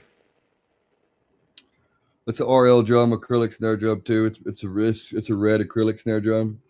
Mhm. It came with it. It's a 14 by 6.5. Okay. 14. Yeah, and then I got a couple Mapex snares, wooden maple snares that are real nice. But like I said, man, I did have some acrylic octobons to go with it, and the acrylic stuff. The sound is kind of hard to navigate, man. It's a little different. It's a little different. Yeah, it's a lot of the tone. The different woods have different tones, different materials. I remember back in high school playing on an old Ludwig that's like particle board inside, or almost like a cork board. And it sounded Hmm. horrible. The old Pearl sounded a lot better than that. But Yep. so describe the difference between the best wood that you've had versus the acrylic. What's the sound difference? What's the tonal differences? The warmness, man. My Mapex Saturn was probably the nicest set that I've had, and just man, that sounded so good. The warmness and just this acrylic almost sometimes sounds like you're beating on plastic, kind of something. I mean, not it's kind of a bad term to use, but it's just more of a plastic kind of sounding, more kind of like a hollow. I mean, it doesn't sound as warm or as full. Or is And it, rich? yeah, it definitely takes a lot of time to adjust to get tuning stuff, which I'm the world's worst at, by the way. So you need a drum I'm the tech. world. Yeah, my dad is pretty spot on with taking care of that stuff for me most of the time. But lately, now that I've gotten since I've gotten past couple years be on the road, it's been me. I've been having to do it myself, and I hate it, Man, you should have taken me with you. man. If I'll tune only a I could drum set and afford. work with the, huh? I said, if only if money's just the only thing that when I you don't need when you're out money. there doing that, money and space, I don't need money. money and space. That's but that always helps out having someone on the road when it comes to any kind of tech, just because like you said, shit goes wrong, shit breaks, shit happens. Hmm. You know. Yeah, you talked about touring with the two snare drums. Who's going to get that snare drum for you? Who's going to help you replace it? Yep. It helps. I've seen the videos where, drummer will break his drum head and or the snares will break, and all of a sudden, that the tech is just right there, already has the drum ready to go and swept out, Yep. already tuned up. That video of Danny Carey from Tool, I think it's one. He breaks his snare head and his uh, tech just replaces it in the middle of the song while he's playing. Hmm. Oh yeah, yeah, I remember that. Uh, I think he started playing a tom for the snare part, Yep. if I remember correctly. Yeah. So, what is your favorite snare drum that you've ever played? I like a good deep. I like a good deep. I pretty much only played Mapex or Tom. I started out playing Thomas stuff, and then switched to Mapex. Mhm. But Mapex makes a Black Panther that's an amazing snare drum. I like a good 14-inch snare drum, but a deep snare, like a 6.5, 7, 8-inch, 8-inch deep snare drum. You know, Mhm. um, I like that good. I like that good deep. Warm sound. So, you tune it a little low, and Yep. what kind of drum head do you keep on it? I just keep a Evans coated on it. Coated. Yeah. I think I coated's you the only know way to go for a better head on a snare. yeah. So for a long time when I had my red Mapex set, I would put a red clear tom head, just like a red tom head on it. But Hmm. I had a problem where with these color tone heads, this batch that I got, uh, the rim of the head kept breaking off from the head. Hmm. And I got up to a Guitar Center and they said that it was like a whole manufacturing issue, so I quit using them because I went through like two or three of them, and the head was fine, but it would just break off from the little rim that holds it, and it sucked. But yeah, I always use a coated with I like the reverse dots just because I go through snare heads so quickly. Um, on a snare drum. And then I use 5A drumsticks, 5B drumsticks, depending on who buys them or where I buy them from or where I get them from. Hmm. I like a You like a little bit 5A smaller because stick then. yeah, I really actually for a long time I used a special stick. It was basically like a 5A, but it was just a double butt Hmm. in. It was just a straight stick, double butted, so it had no head on it. It was just straight, which is what Hmm. Morgan Rose uses from Seven Dust. He uses something Okay. like that. So I used those for a while, but now I like a 5A because it's after I hit so hard that one I go through the 5A so quick that it sucks. But sometimes with 5Bs, I get so tired at the end of the night. They're so thick that I prefer 5A, man, just for they actually make an extreme 5A. I think like Vader makes it or Vic Firth makes it. I don't know who makes it, but they make an extreme 5A that's a little bit longer and it's in between a 5A and a 5B in thickness. It's actually a really good stick. And to what the one I missed back when I was in high school was it was a company called Mainline. It was synthetic. I was doing a lot of football games and stuff. Out just beating the hell out of those drums, and I'd break sticks. It took forever to chew through a main line, and it being synthetic, it's exactly what you do, and you're chewing through it. You're not snapping it. Um, but I've been asked, why all the different sticks, you know, the different sizes. We've mentioned, you mentioned like 5B, and what's the big one? 2B, I think, is the main big one. Something Like like 7As and stuff like that. So for those that don't know, don't understand, what are the differences between the numbers and like what are they good for? just gonna be the difference is gonna be the links and the length of the stick and how thick the stick is around. Most basically will be Hmm. your different words of sticks. I mean, and then also you got your different woods, that they're made too. I mean, you got like you got hickory sticks and maple sticks, and all is going to be lighter wood, different kind of woods. Um, that's just it's all just about finding what kind of works best for you. Those bigger ones, like you mentioned, kind of more marching bands and stuff like that. Playing like a snare drum. Hmm. Um, but it's just kind of like a trial affair, trial by error. Yep, it is. So, one of the things, one of the ways I like to explain it is that, you know, playing something like jazz, the song that's, you know, getting a lot of attention from that movie, Whiplash, got that big drum solo stuff in there. Yep. You got the big, thick 2B sticks. How are you going to get that kind of speed? Mm-hmm. You'd have to have a lot of practice for that, getting that, because that's going to take a lot of your hand.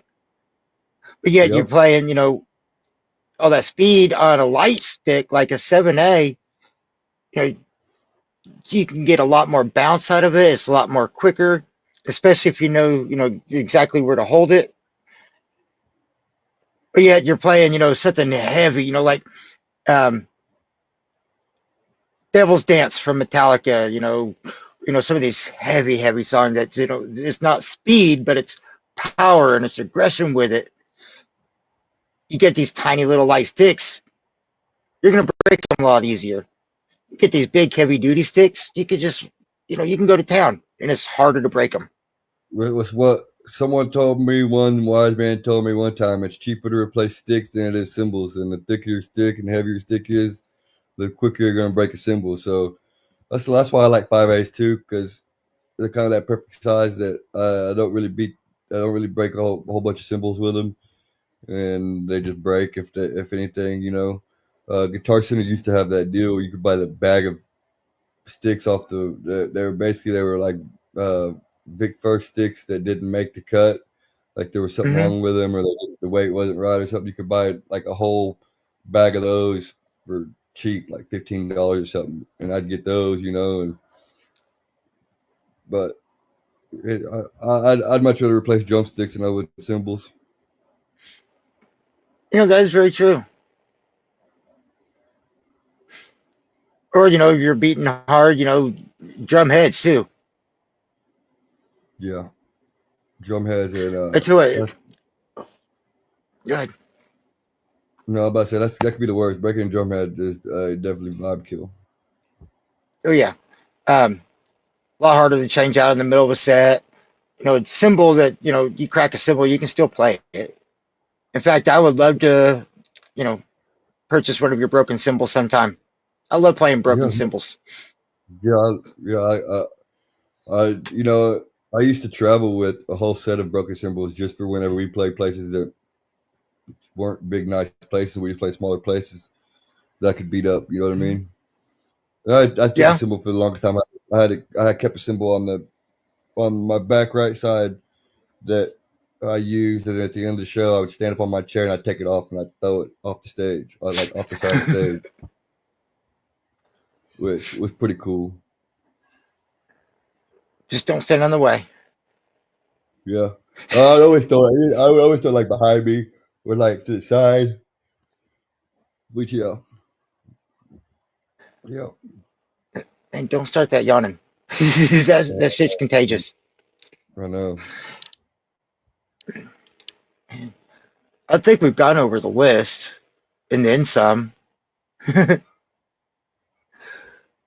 If you had to pick one, I think we did it last night too, but one certain aspect of the music industry, whether it's the fans or venues or whatever, constructive criticism. If there's one thing that you need to tell them, even if it's ticketing, which actually I saw a deal with Kid Rock and the president signing a deal for trying to take control over the ticket stuff, like bots and stuff and resales on Ticketmaster. But if there's one Yeah. thing that you could say that needs to be addressed that nobody else says, everybody's too afraid to say it, or they don't have the right platform to say it. Say it here. Oh, that's a tough one. From a parent's perspective, uh, we live in the phone age nowadays. Put your fucking phone down. You know what I mean? Mm-hmm. Thank you. Enjoy living in the moment. Be there and be there and live in the moment. You know, Mm-hmm. and like I said last night too. Also as far as being on the road, you want to treat everyone you come across. You want to treat them with respect. You want to treat them like you want to be treated because you never know who you're talking to, or no matter where you're at.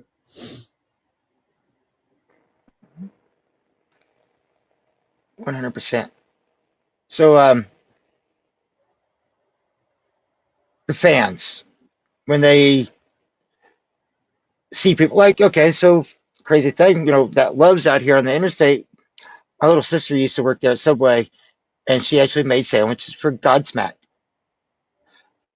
I don't know if I'd be able to Mhm. control myself if I had the opportunity to make a sandwich for Sully or not. I. But end of the day, y'all are people. Godsmack. Sully and them. They're people. James and Lars. They're people, just like I am. Mhm. There's been so much like look at what they've done with Taylor Swift, her boyfriend, and all that. You know all this Taylor Swift stuff that I've seen from the fans. There's and it's not just that, but there's been other bands and stuff that you know, people will actually start digging into personal lives.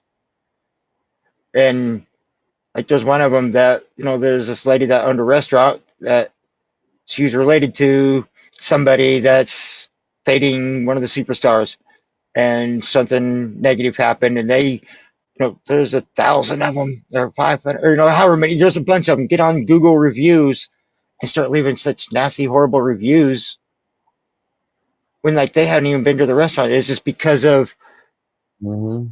what happened over here. Respect.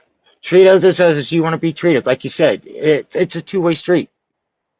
Realize that the Dillon Escue band just wants to come in, get their food, their showers, and get back on the road again. They don't want to hear about your dramas. You know, they don't. You guys enjoy the attention. You wouldn't be doing it if you didn't at least enjoy a little bit of attention. But there's boundaries. Mhm. What kind of boundaries would you expect me as a fan to respect as a touring artist, no matter how big or how small? What are some I of those mean, just the same boundaries? boundaries that everyone has in life. You know what I mean? I mean, right? I mean, we all want our privacy, and and just in general, as an artist, we all want our privacy. And I mean, there's a time and a place for pictures, probably a bathroom while I'm going standing next to a urinal, probably at the time or the place for it. You know what I mean? Um, Mm-mm. you know, uh, and it's just like you said, treat people like you're humans. Not like creatures at a zoo or some spectacle. I mean, everyone enjoys the attention. Obviously, like you said, I mean, that's everyone that does this knows that that's what comes with it. But also, at the end of the day, we're still people with just like you, just like everyone else. We all got boundaries. You know, Mm-hmm. I mean, Yeah, I don't want to open I the mean, internet and see a picture of Dylan, holding a big O 6-inch sub, and they're sitting there describing what sandwich you're eating as you're shoving yep, that thing in the mouth. well, Like, I don't want to open up and see that. yep. That's I mean that's Like I at the end of the said, day, that's it's pretty much the same. Pretty much the same. It's just the same. You want to respect the same boundaries, just like what we're all humans. You know what I mean? At the end of the day. we are. We all deserve equal respect. Just fans, bands. sound techs, stage managers, tour managers. We're all human. Yep. We all make mistakes. Don't be judging, Dylan over here because, Dylan made a mistake and now the internet wants to come after him. Why? We all make mistakes. Yep. That's the day and age we live in now. Only reason it matters for you is because you're the big famous one. You're up on that higher pedestal. So Yep. you make a mistake, Other than that, everybody's going to see you. it's all I over make the with. same mistake. Yep. Why, as a fan, what gives me the right to put your mistakes over mine? Exactly. You know.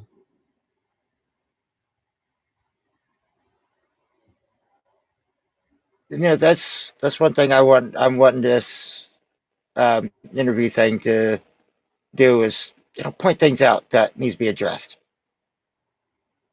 Yeah. I mean, The whole it's respect common thing. courtesy, right? I Uh, mean, it's common courtesy, right? I mean, you can ask before you take a picture. You don't just come up and shove a phone in someone's face, or I mean, there's stuff like that. mhm.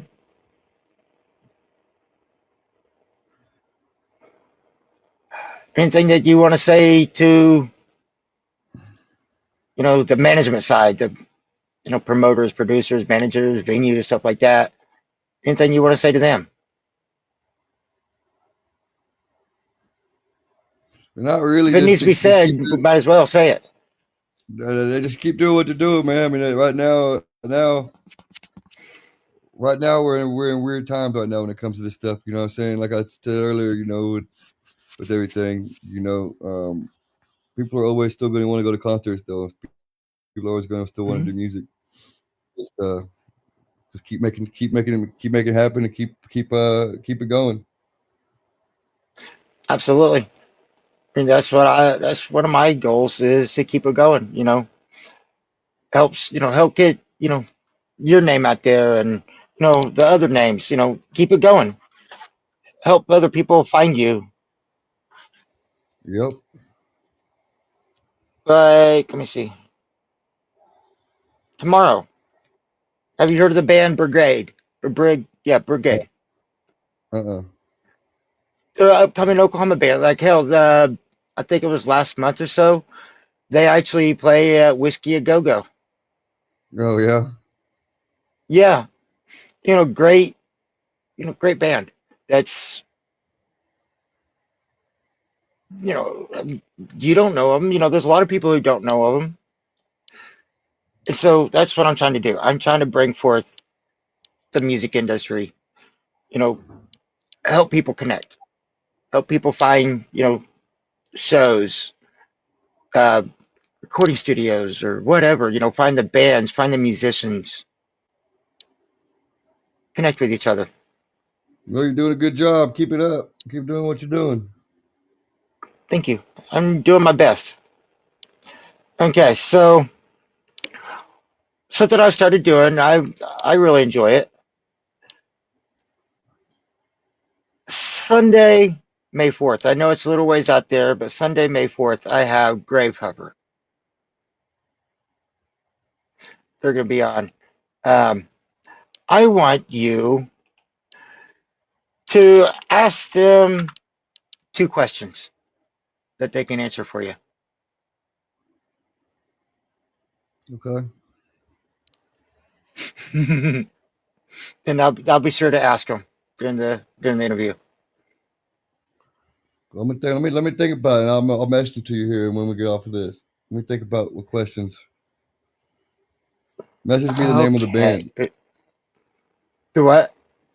Message me the name of the band. I will. Um, there's either that or that evening I have Project Eclipse. Are you familiar with that band? Uh. No? Okay. Yeah, we'll stick it with Grave Hopper. Yes. And I'll Yeah, be we'll sure do that. to do what? Yeah, we'll do that. We'll do them. We'll do that first one, and just message me the stuff, and as soon as we get off here, I'll think of something good, and I'll message it to you. I did really put you on the spot on this one, huh? Yeah. I love doing that. Um, so who's your? We'll do this one. Give a couple of shout outs to your favorite local bands, and it doesn't have to be Tulsa area, Oklahoma City area. Your favorite Oh local yeah, bands no, that you've met throughout your life. I like that. Your down story right now that they're killing it. Mm-hmm. You got the OGs of the local music scene, First Strike out here in Tulsa. Mm-hmm. They're old school cats. That they're doing good. Um, uh, Other than that, man, all these there's just so much talent right now here in the business. There's so much talent out Yes, here in there this is. music business right now. So, everyone out here is just killing it, and I'm happy to see everyone doing it. Absolutely. Get out there and enjoy what you're doing. You know, don't ever treat it like a competition and be there for each other. Respect each other. Uh, uh, but yeah, send me a message in And that bed. I'm gonna grab some dinner and get my kiddo. absolutely. Kind of So, we got baseball practice tomorrow. nice. So, Dylan, it's been a Yep. pleasure having you on.